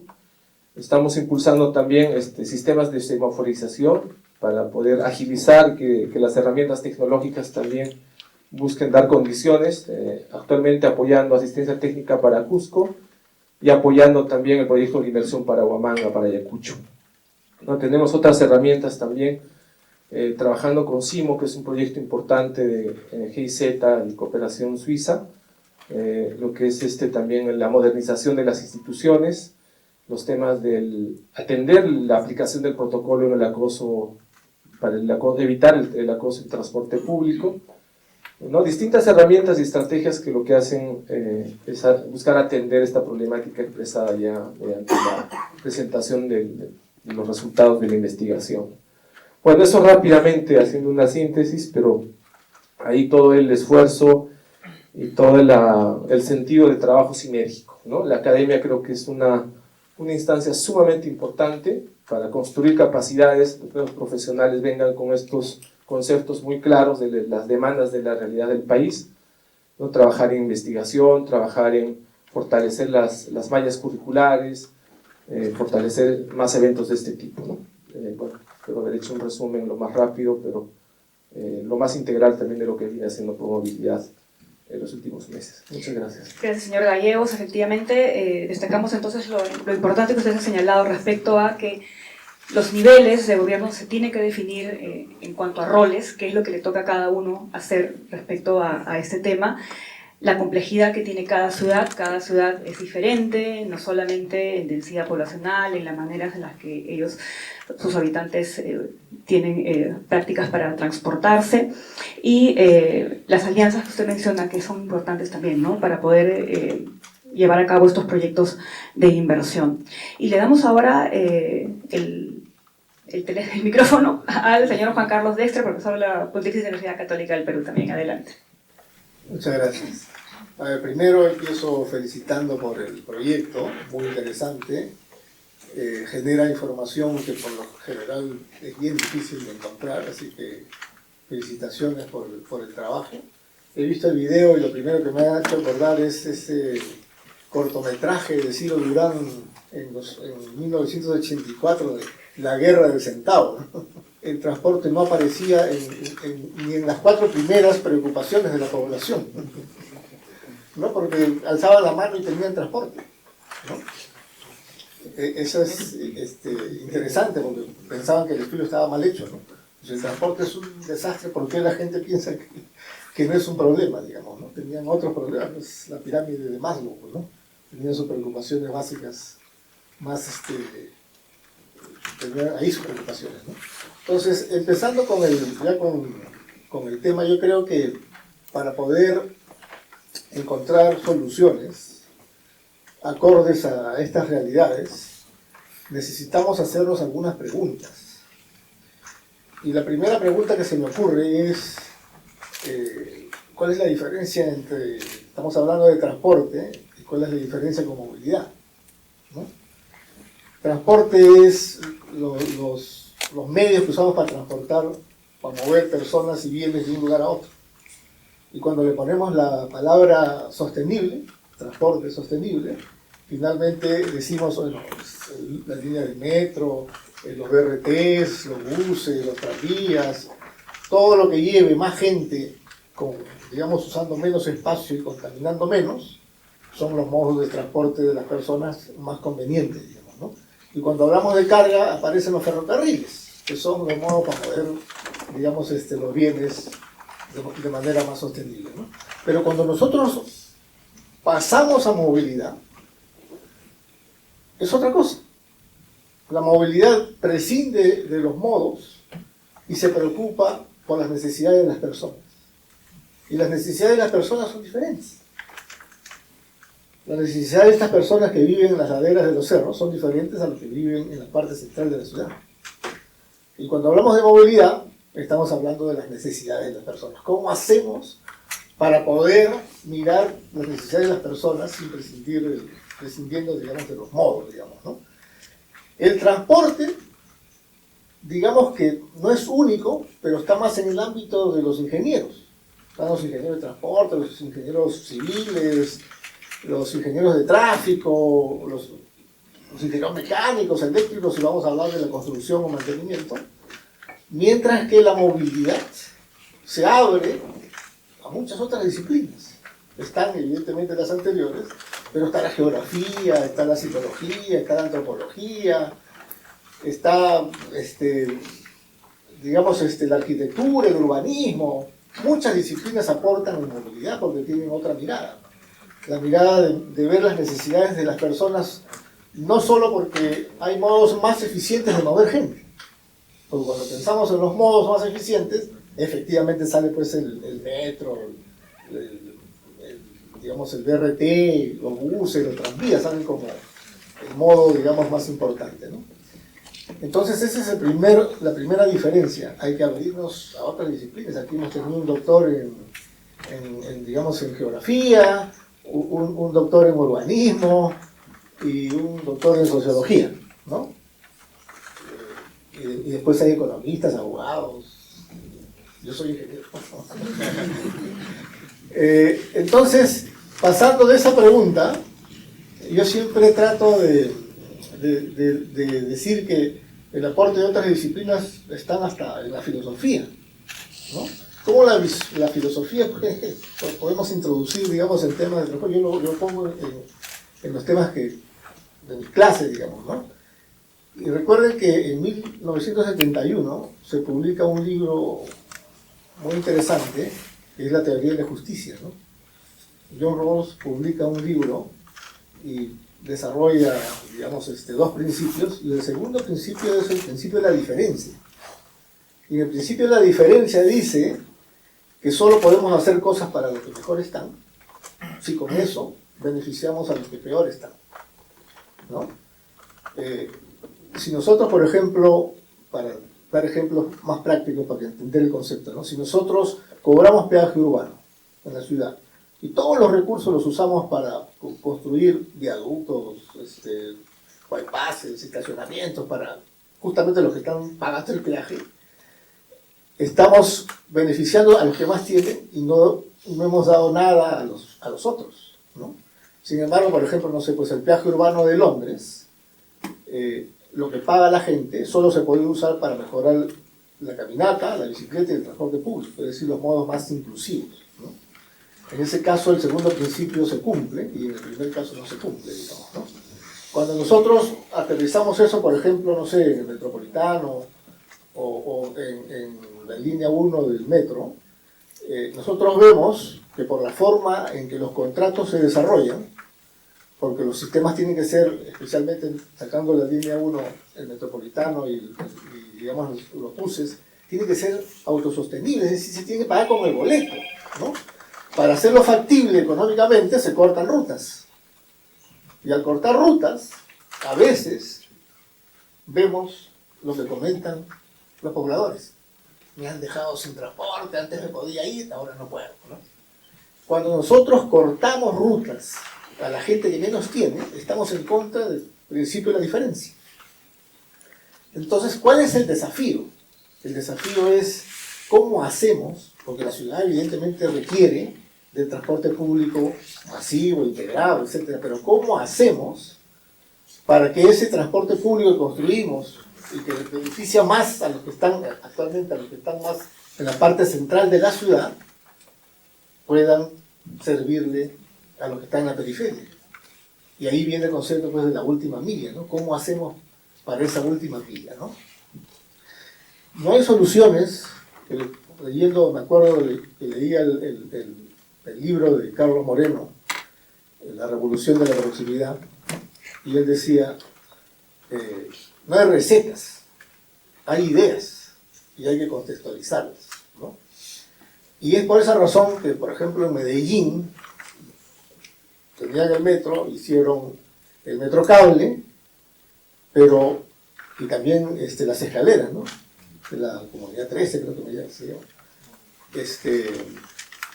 Pero eso de ahí, el impacto no hubiese sido tan grande si no hubiese habido una intervención urbana. Ahí el urbanismo social que impulsó el alcalde Sergio Fajardo, con la ayuda de Alejandro Echeverri, ¿no? Construyeron ciudad y hicieron que la gente tenga más sentido de pertenencia, etc., ¿no? O sea, un proyecto de transporte de Metrocable se terminó convirtiendo en un proyecto de ciudad. Y nosotros a veces solo miramos los proyectos de transporte como proyectos de transportes y no como oportunidades de echarle mano a la ciudad y mejorar todo el espacio público, digamos, ¿no? Las ciudades no son iguales, dijeron, exactamente. En La Paz y el Alto hay 420 metros de diferencia. Y eso es una de las razones por las cuales La Paz tiene el sistema de transporte por cables más grande del mundo, ¿no? El año 19, en un mes, llegaron a transportar 9 millones de personas. O sea, como 300.000 personas al día, digamos, ¿no? O sea, es un sistema, pero imagínense, pues, 420 metros de diferencia, ¿no? Ahora, uno pensaba que iban a bajar y luego iban a tomar el transporte, pero no, se ha ido expandiendo la red y ahora la red tiene, pues, es una red, digamos, ¿no? Que sirve al Alto, que tiene 1 millón de habitantes, y los conecta con una ciudad donde están casi la mayoría de los servicios y los trabajos, digamos, ¿no? Pero encontraron su propia solución, ¿no? En algunos sitios han puesto escaleras mecánicas porque hemos visto que subir es difícil, y para las personas que tienen movilidad reducida, que seremos todos cuando ya tenemos ancianos, si es que tenemos la suerte de llegar, vamos a ser todos, es imposible casi, ¿no? Es decir, están condenados a quedarse sentados viendo televisión, si es que tienen televisión. Entonces, otras ciudades han encontrado otras soluciones. Lo que hay que saber es que las ciudades son complejas. El Lima no es igual que Bogotá, que la parte central de Lima no es igual que la parte de los conos, que una parte de un cono no se parece a la otra. Entonces, ¿qué necesitamos? Necesitamos mirar la ciudad con ojos de movilidad, construir un sistema más inclusivo y encontrar soluciones que pueden ser escaleras mecánicas, algún sistema de transporte público que sea parte del sistema, digamos, masivo, y que esté subsidiado para que, digamos, los que usan este sistema de acercamiento a un masivo ya no les cobren otra vez. Entonces, eso haría que, porque cuando hablamos de sostenibilidad, tiene que ser sostenibilidad ambiental, tiene que ser sostenibilidad social y también económica, digamos, ¿no? Entonces, terminando, los ODS no son malos o buenos. El problema es cómo los implementamos. Cuando nosotros hacemos algo pensando solo en un ODS, el 11, y me olvido de que son 17, a lo mejor por mejorar el 11, estoy empeorando el 10º, que es reducir, digamos, la desigualdad. La estoy incrementando, ¿no? O el primero, que tiene que ver con la pobreza. Entonces necesitamos mirar matricialmente los ODS y no como uno por separado, digamos, ¿no? Entonces, ¿es bueno tener sistemas de transporte público masivos, sostenibles, integrados? Efectivamente que es bueno. Lo que es malo es quedarnos con la mirada del transporte y no tener la mirada de la movilidad que acabo de comentar. Gracias. Gracias, profesor. Nos quedamos con esto, que nos invita a reflexionar este asunto como un proyecto de ciudad, y eso implica no solo mejorar el transporte a nivel de qué vehículos se necesitan colocar en qué rutas, sino qué es lo que la gente necesita realmente para moverse, para desplazarse, para llegar hacia donde tiene que llegar. Queremos darle la oportunidad a algunas personas que deseen hacer alguna consulta, brevemente también, por favor, para tener en cuenta el tiempo disponible y para que quizás haya más personas que puedan tener la oportunidad de hacer preguntas y que nuestros panelistas también puedan responder. No sé si es que alguien nos puede ayudar pasando el micro o si por ahí alguien quiere levantar la mano, por ahí hay. Buenas tardes. He escuchado parte de las reflexiones y algo que me genera duda es respecto de que no haya una política de subsidios en el transporte público. Hay dos documentos normativos, el Decreto Supremo que aprueba la Política Nacional de Transporte Urbano y también el Decreto Supremo que aprueba el marco regulatorio para el tema de los subsidios en el transporte público de Lima y Callao, que son documentos que están vigentes, sin embargo, no se aplican en la realidad. Tenemos problemas con el equilibrio económico-financiero de los corredores complementarios y del metropolitano, cuando sabemos, que Juan Carlos lo ha mencionado, que existe un cofinanciamiento por parte de la operación de la línea 1 del Metro de Lima y probablemente también de la línea 2. Entonces, si existen documentos normativos, si existen políticas públicas aprobadas vigentes, ¿qué es lo que está faltando para que esto se haga realidad? ¿No? Los problemas son tal vez del aparato, cómo funciona normativamente hablando, si tal vez la priorización de inversiones en el marco del invierte no están siendo eficientes al momento de destinar recursos públicos para financiar justamente el transporte público que tanto hace falta y más bien se están invirtiendo a nivel local viaductos aéreos, flyovers y cosas que no tienen ningún correlato con la mejora de la calidad de vida de las personas justamente en zonas de periferia. Entonces ahí me genera dudas ese problema, ¿no? Si es que realmente no existe una política de subsidios o qué hay detrás de esto. No sé a quién desee responder, si el señor o representante de ATU, ¿sí? ¿O ministerio? ¿Ah? ¿Varias preguntas? Ok. ¿Alguna pregunta más para ir juntando? Quería centrarme, por ejemplo, en el tema de la investigación que se ha dado. Justamente en el video que se ha mostrado me pareció muy interesante porque me pareció muy real y me sentí muy identificada también con la chica. Y bueno, yo, por ejemplo, la mayoría de mi vida, o más bien dicho, los primeros años de mi vida los he pasado en Independencia. Entonces sé también un poco de cómo es que se maneja eso, todavía tengo familia ahí, aún me desplazo por ahí. Entonces, mis preguntas van más que todo relacionadas con ello, ¿no? Quería ver si dentro de la investigación se tomó alguna consideración sobre, por ejemplo, la infraestructura que tiene que ver con el transporte que se da diariamente, más allá de las pistas. Por ejemplo, se habló de los paraderos. Quería ver si existe algún registro dentro de, por ejemplo, los acompañamientos que hubo con esta persona del estado de los paraderos, ¿no? Por ejemplo, en el distrito de Comas existen paraderos del Metropolitano, de los alimentadores del Metropolitano, que están en medio de la pista. O sea, no hay una infraestructura. El palo que dice paradero está en medio de la pista. Y las personas que tienen que tomar el alimentador están paradas en medio de la pista. Eso no sé si se dará en el caso de Huaycán o en algún otro que esté estudiando en Independencia. Por eso es una pregunta sobre ello, ¿no? Un ejemplo. De ahí también otro sobre si se consideró la normalización de ciertas prácticas informales por parte de los propios pasajeros, de los propios usuarios del transporte público. Esto lo planteo, por ejemplo, un claro ejemplo sería el de Bogotá con el Transmilenio, que la población tiende mucho a evadir el pasaje, o sea, no pagar el pasaje, a diferencia de acá en el Metropolitano. Es algo que cuando tuve la oportunidad de vivir en Bogotá un tiempo, me chocó mucho ver que la gente evadía el pasaje como si fuera algo normal, como si fuera de todos los días. Y una imagen que tengo muy grabada de ese tema es una señora con su hijito cruzando una pista de 4 carriles para subirse a la estación del Transmilenio, para evadir el pasaje. Entonces, y dentro de Lima también se puede ver esa problemática, ¿no? Por ejemplo, si queremos desplazarnos con un bus convencional, por así llamarlo, podemos decir que bajamos en un paradero mucho antes de nuestro paradero que realmente vamos a bajar, con tal de pagar menos la tarifa, ¿no? Entonces, por ejemplo, eso sería una práctica informal que puede usar un pasajero.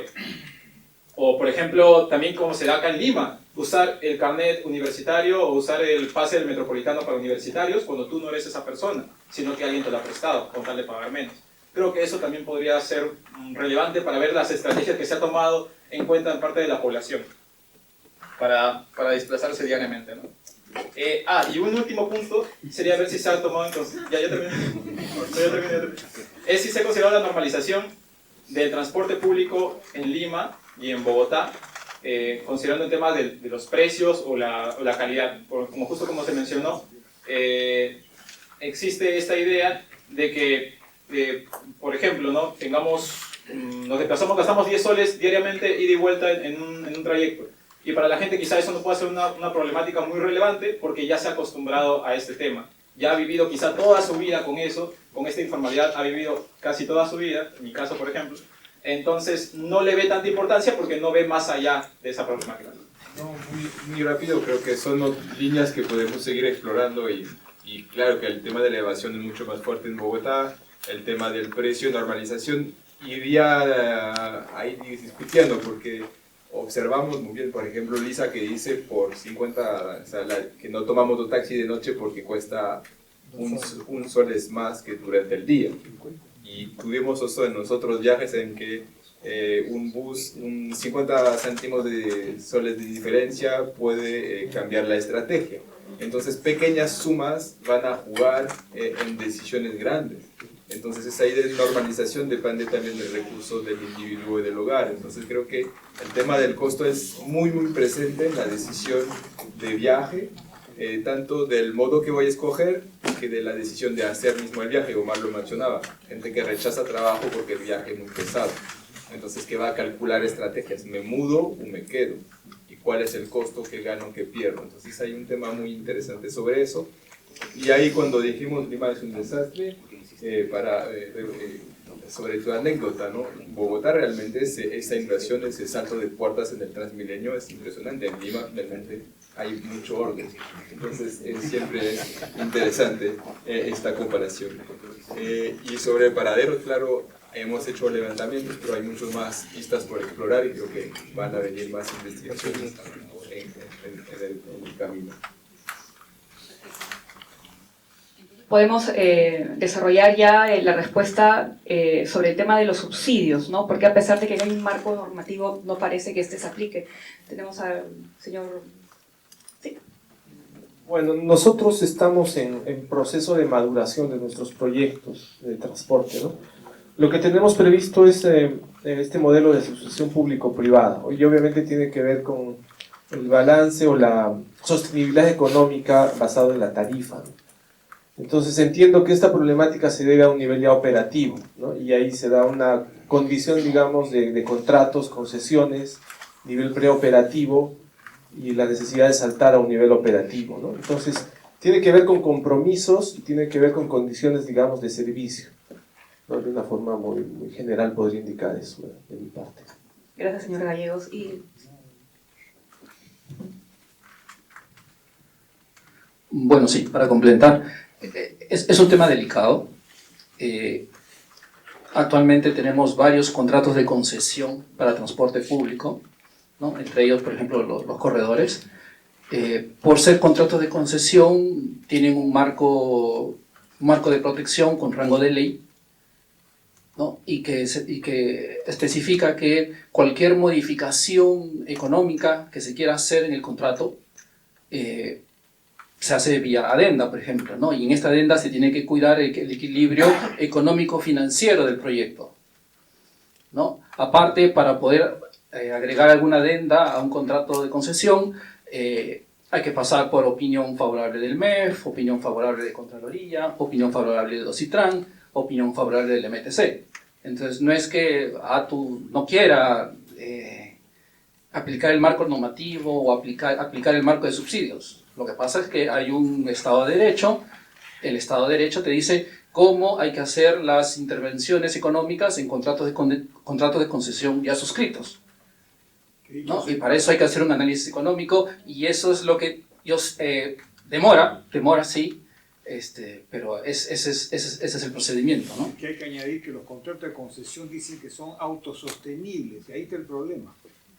Mientras no quiten la palabra autosostenible, no van a poder hacerlo. Es correcto, no estamos hablando de contratos de concesión, estamos hablando de sistemas de transporte concebidos en el año 2010, 2011, 2012, contratos de concesión para 20 años, ¿no? El problema de hacer contratos de concesión muy largos es que, ok, te da predictibilidad al inversor, pero el problema es que cuando en una ciudad como Lima, donde de un año para otro cambia, la ciudad crece, los hábitos de consumo se mueven, la ciudad, aparecen centros comerciales en la ciudad, aparece un nuevo aeropuerto en la ciudad, y entonces las necesidades son otras. Aparece una pandemia como el COVID, que no estaba en el programa, y que de repente 2 años consecutivos todos los operadores de transporte dejaron de recaudar lo planificado. Entonces, todas esas suposiciones son muy difíciles de introducirlas en un contrato de concesión.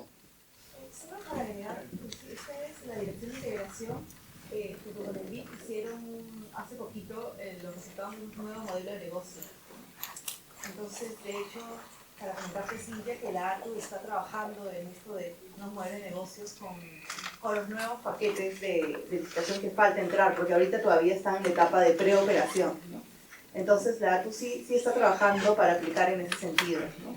De hecho, la Dirección de Integración, de hecho, tuve la ocasión de trabajar con el equipo de Carol. Bien, tenemos tiempo para un par de preguntas más, y les recuerdo que después tenemos un pequeño cóctel, así que va a haber oportunidad para que podamos seguir intercambiando ideas respecto a este tema. Mi pregunta va por el lado de que me pareció interesante esta distinción entre movilidad y transporte. ¿Y en qué lo puedo aplicar prácticamente? Por ejemplo, yo vivo en San Juan de Lurigancho actualmente, y tenemos el metro de Lima, la línea 1, que por resumirlo ha sido una gran ayuda en términos de movilidad para todo el distrito. Pero eso también dio origen a otro tipo de fenómenos muy interesantes que van en relación con el video. Un caso muy explícito es la estación Bayobar, la última estación de la línea 1, en la cual afuera tú puedes ver un amalgama enorme de paratransporte de distintos modos, mototaxis, buses de combis de varios colores. ¿Y a qué se debe esto? A que buscan atender una demanda bastante extensa. Zonas bastante alejadas de la estación como Cruz de Motupe, Juan Pablo II, Paradita, Portón Central, que pues buscan llegar desde sus centros de vivienda que están en las partes altas, puestos pues desde las elevaciones, hasta pues la estación Bayobar, que es pues el medio donde hacen el cambio para su más destino. ¿Y qué es lo que he descubierto? que veo pues en la misma investigación que he hecho, he encontrado pues las rutas que estaban en los paquetes originales de concesión de los corredores, en este caso el corredor morado, y muchas de las rutas alimentadoras que actualmente no se licitan son parecidas o exactamente las mismas rutas de los urbanitos, de las combis del paratransporte que actualmente está en la estación Bayobar y en otras estaciones del metro. O sea, como que la solución estaba ahí, estaba en los papeles, estaba por ser licitada, pero finalmente no se dio, y esto dio origen a que otro ente, que en este caso sería el paratransporte, busque solucionar ese nuevo problema que se originó, pues. Y en ese aspecto, pues, ¿cuál es la medida de la autoridad, pues, actualmente de la ATO, de los paquetes que faltan para solucionar ese problema? Y por otro lado, aparte, por un lado están las concesiones con los paquetes alimentadores que nunca se licitaron, y por otro lado está algo que en teoría está pronto a ser ejecutado, que es el plan regulador de rutas, que propone pues este modificado de todos los recorridos y los trazados. Quisiera saber si en eso, que ya es creo que es lo más próximo que se va a aplicar en la ciudad, ya de forma tangible, ¿de qué manera buscan atender ese problema de la movilidad en zonas periféricas? Voy a ir a la siguiente pregunta y ya luego con esta cerramos. Muchas gracias, soy Simone Cenci de la Cooperación Alemana.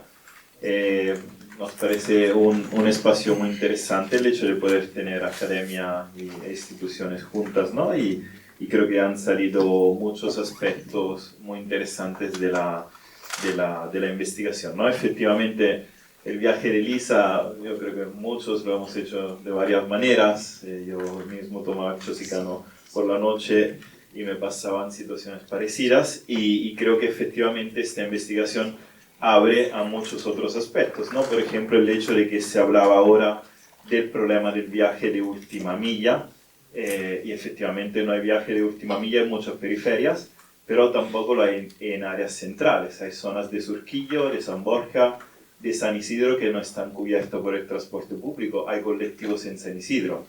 El hecho de que si uno sale en algunas estaciones de Metropolitano lo nota, porque se nota que no hay transporte público en el mismo San Isidro que conecta ciertas zonas importantes, ¿no?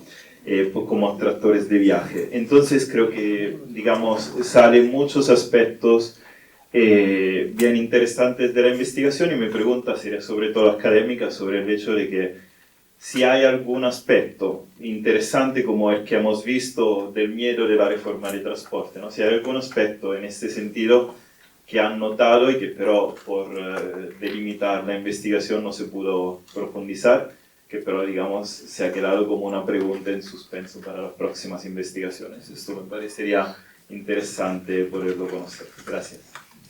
Quería ver de la perspectiva del panel cuál es el impacto de la falta de poder político al nivel central de Lima. Ahorita he estado leyendo un libro sobre la historia de la construcción del metro en Los Ángeles y tiene muchas características en común con Lima. Tiene sus distritos y cada uno tiene su alcaldesa, su alcalde. Y pensando en el tema que el señor de PUC habló sobre cómo hacemos para que mejorando el sistema comienza para las poblaciones con menos recursos, ¿no? Aquí, como en Los Ángeles, vemos que los que pagan más impuestos van a tener más poder político y van a querer que los primeros cambios benefician a ellos y al lugar que la población general. Entonces quería ver cómo ven soluciones para ese reto de que no hay como poder político al nivel central, tanto como yo soy de Nueva York, entonces ahí lo que dice la alcaldesa, el alcalde es ley, ¿no? Una pregunta interesante sobre por qué los alimentadores digamos, no funcionan y estaban previstos que funcionen. Y cómo cortamos algunas rutas y dejamos a alguna gente sin la necesidad cubierta, digamos, ¿no? Entonces aquí, nuevamente, hay que preguntarnos, siempre modo socrático, ¿no? Hay que hacernos preguntas. ¿Cuál es la diferencia entre síntoma y problema? ¿No? O sea, a veces pensamos que los colectivos que aparecen tratando de cubrir una demanda, por los mototaxis que aparecen cubriendo alguna necesidad de las personas, son el problema. Pero finalmente, si analizamos bien, son los síntomas del problema, ¿no? El problema del sistema de transporte público de Lima o de cualquier ciudad, si queremos tenerlo con buena cobertura, si queremos no dejar a algunos cortando rutas para, digamos, hacerlos económicamente factibles a los que le estamos dando concesión, necesitamos entender que jamás lo podremos construir con el boleto, con lo que la gente paga por subirse a un bus. No se pueden tener alimentadores, no se pueden tener corredores y no se puede tener un sistema integrado. Ese es el problema de fondo. No es el síntoma, sino el problema de fondo. Y el problema de fondo no lo va a resolver la ATU. La ATU no tiene los recursos. Tenemos las leyes de subsidio, pero cuando queremos aplicarlos, necesitamos cambiar los contratos, porque los contratos dicen que son autosostenibles, como decía. Y no se pueden cambiar porque finalmente el que da la autorización a veces es el Ministerio de Economía. Entonces los subsidios existen para la línea 1. ¿Está mal o está bien? Está bien. Cubre, o sea, hay gente que está viajando en el metro pagando solo 50. Fantástico, ¿no? El problema es que no podemos subsidiar una parte del sistema. Y eso nos lleva a otra pregunta. ¿Tenemos acaso un sistema de transporte o tenemos varios subsistemas que conviven, cada uno con su contrato, y que así jamás los vamos a poder integrar? Tendremos que hacer los cambios en los contratos. O sea, si no se hace eso, jamás podemos pensar que vamos a integrar el medio de pago, la tarifa, la integración física, y además necesitamos pensar que la integración no solamente es en el urbano, sino también en el interurbano. Porque cuando vengan los corredores o los trenes de cercanías, la gente no se va a bajar con su maleta para subirse a un mototaxi, ¿no? Tiene que haber un intercambio, ¿no? Y no hemos hecho una tarea porque se supone que la línea 4 o el ramal de la línea 4 que viene de la línea 2 debería estar como cualquier aeropuerto dentro. Es decir, debería ser el primer modo que uno encuentra para salir o llegar al aeropuerto, ¿no?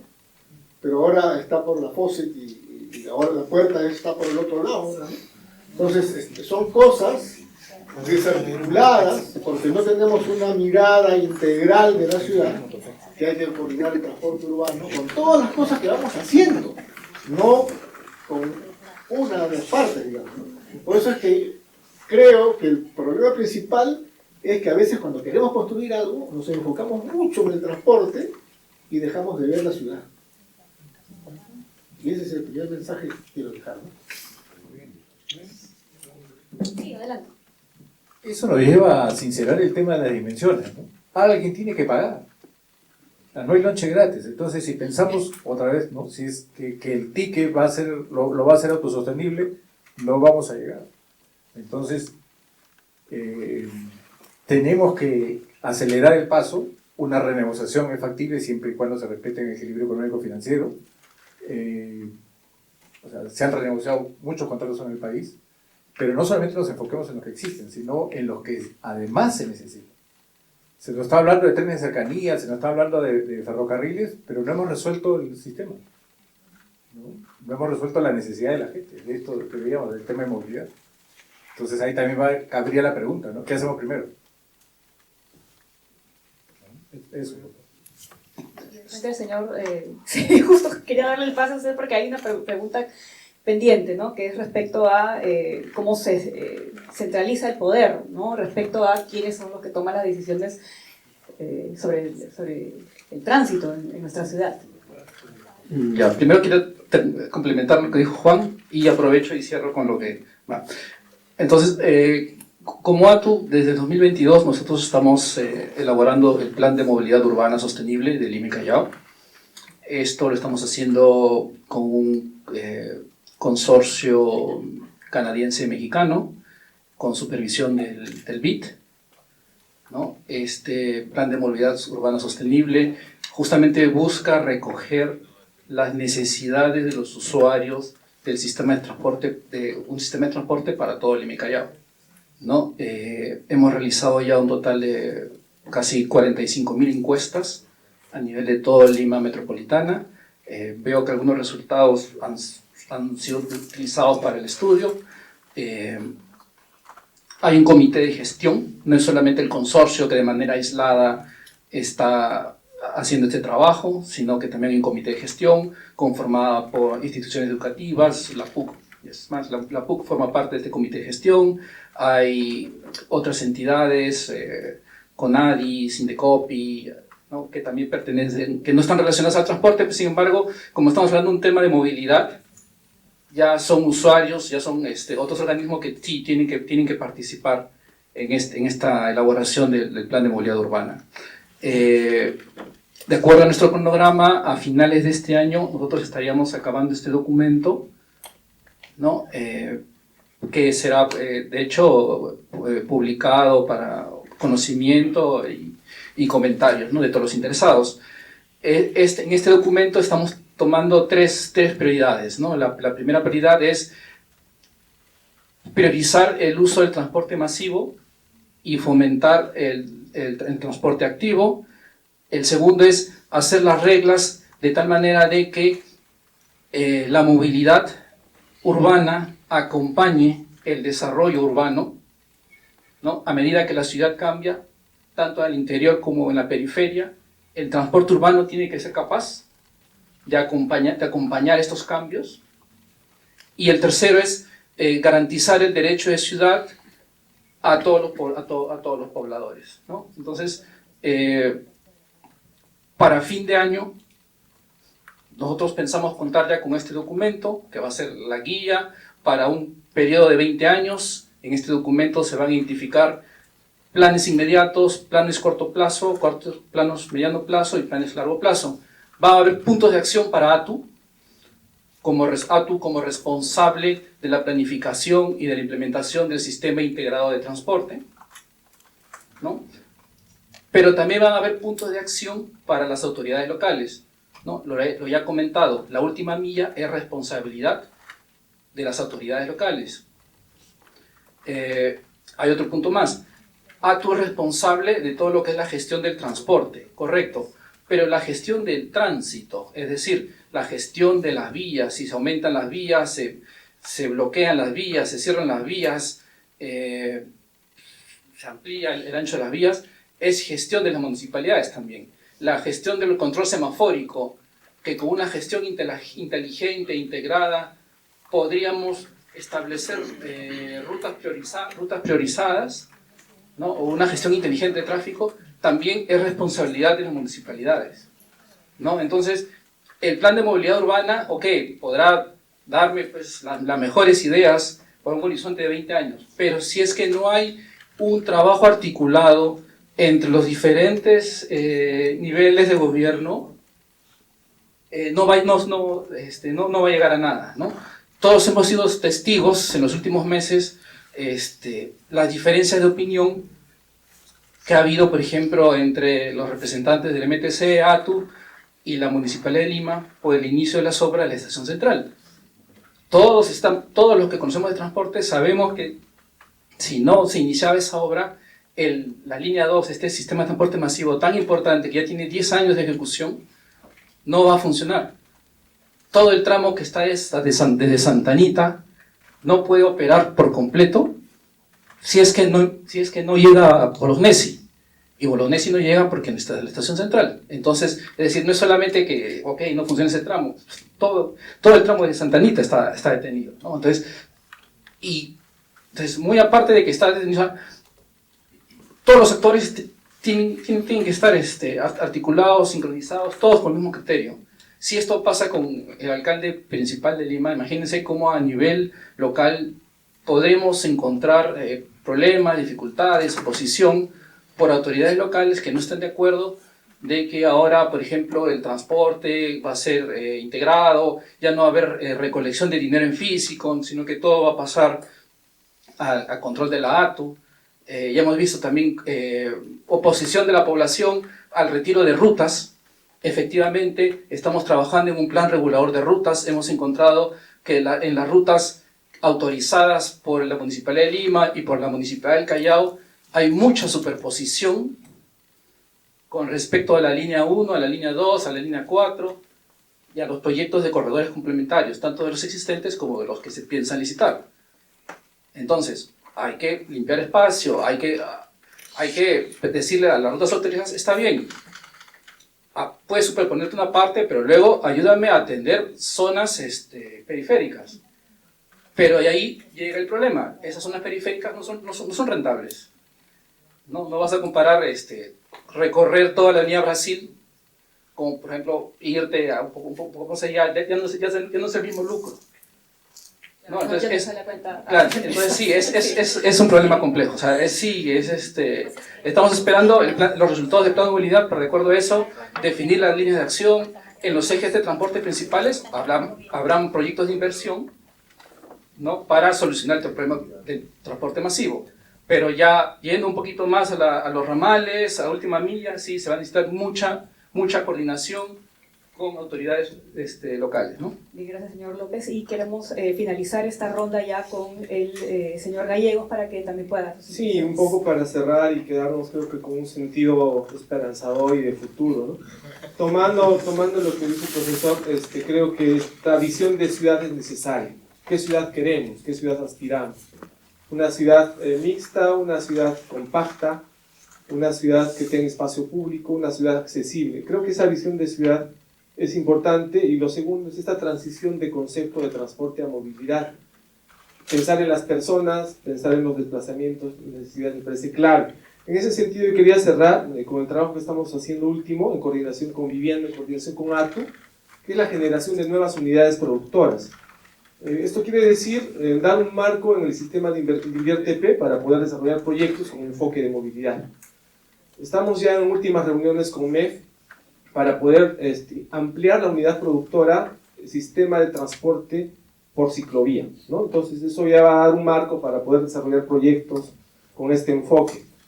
Hemos tenido una reunión ayer, estamos con unos afinamientos últimos, y luego viene el desarrollo de una unidad productora denominada redes integradoras, que lo que busca es atender justamente estas condiciones que hemos visto en el video, ¿no? De forma tal que pensemos que el sistema esté integrado y atendamos esta última milla, que es la que sensiblemente tiene mayor vulnerabilidad y demanda, ¿no? Eso de mi parte para cerrar. Gracias.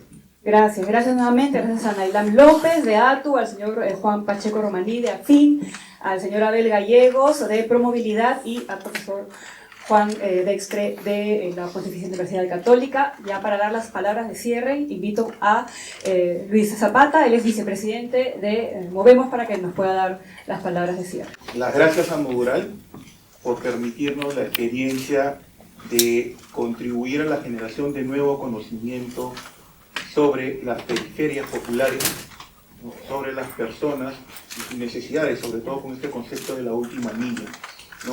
Gracias al panel, ¿no? Gracias Juan Carlos, gracias a Abel, gracias Pamela, Juan y Nailam, ¿no? Gracias Pablo, gracias Hugo, ¿no?, que participaste en una parte del proyecto, gracias a Jeremy, ¿no? Y gracias a Omar también. En realidad, gracias a todos por estar presentes en este momento en el cual tenemos la satisfacción de poder compartir este conocimiento, de poder discutir, poder reflexionar y aportar un grano más de arena a la movilidad sostenible, y no estar hablando solamente sobre políticas de transporte, sobre la eficiencia ambiental en los distintos modos por los cuales nos movemos, sino sobre lo que las personas tienen en sus experiencias cotidianas, ¿no?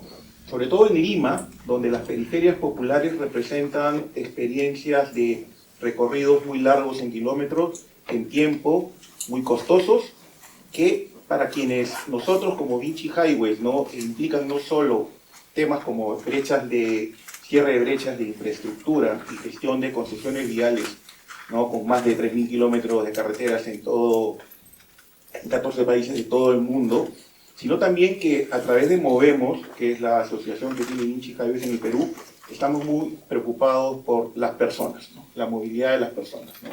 hablar de movilidad sostenible no solo implica, como ya les había dicho, hablar de transporte, ya Juan Carlos ha discutido ese tema, ¿no? Y políticas, sino también sobre las verdaderas necesidades de las personas, ¿no? Y esto es una satisfacción para nosotros mayor, porque nosotros tenemos un programa que se llama Muévete Perú, que está enfocado en financiar intervenciones urbanas, justamente en periferias populares, ¿no? En estas zonas de la última milla, ¿no? Donde nadie llega, donde no tenemos mucha información, tenemos experiencias que pueden ser muy cercanas y propias, ¿no? Pero que nos han permitido trabajar en soluciones con el apoyo en un inicio de la Sutran, con el equipo de David Hernández, hoy en la ATU, y con la Municipalidad Metropolitana de Lima. Chantal está acá presente para dar fe de ello.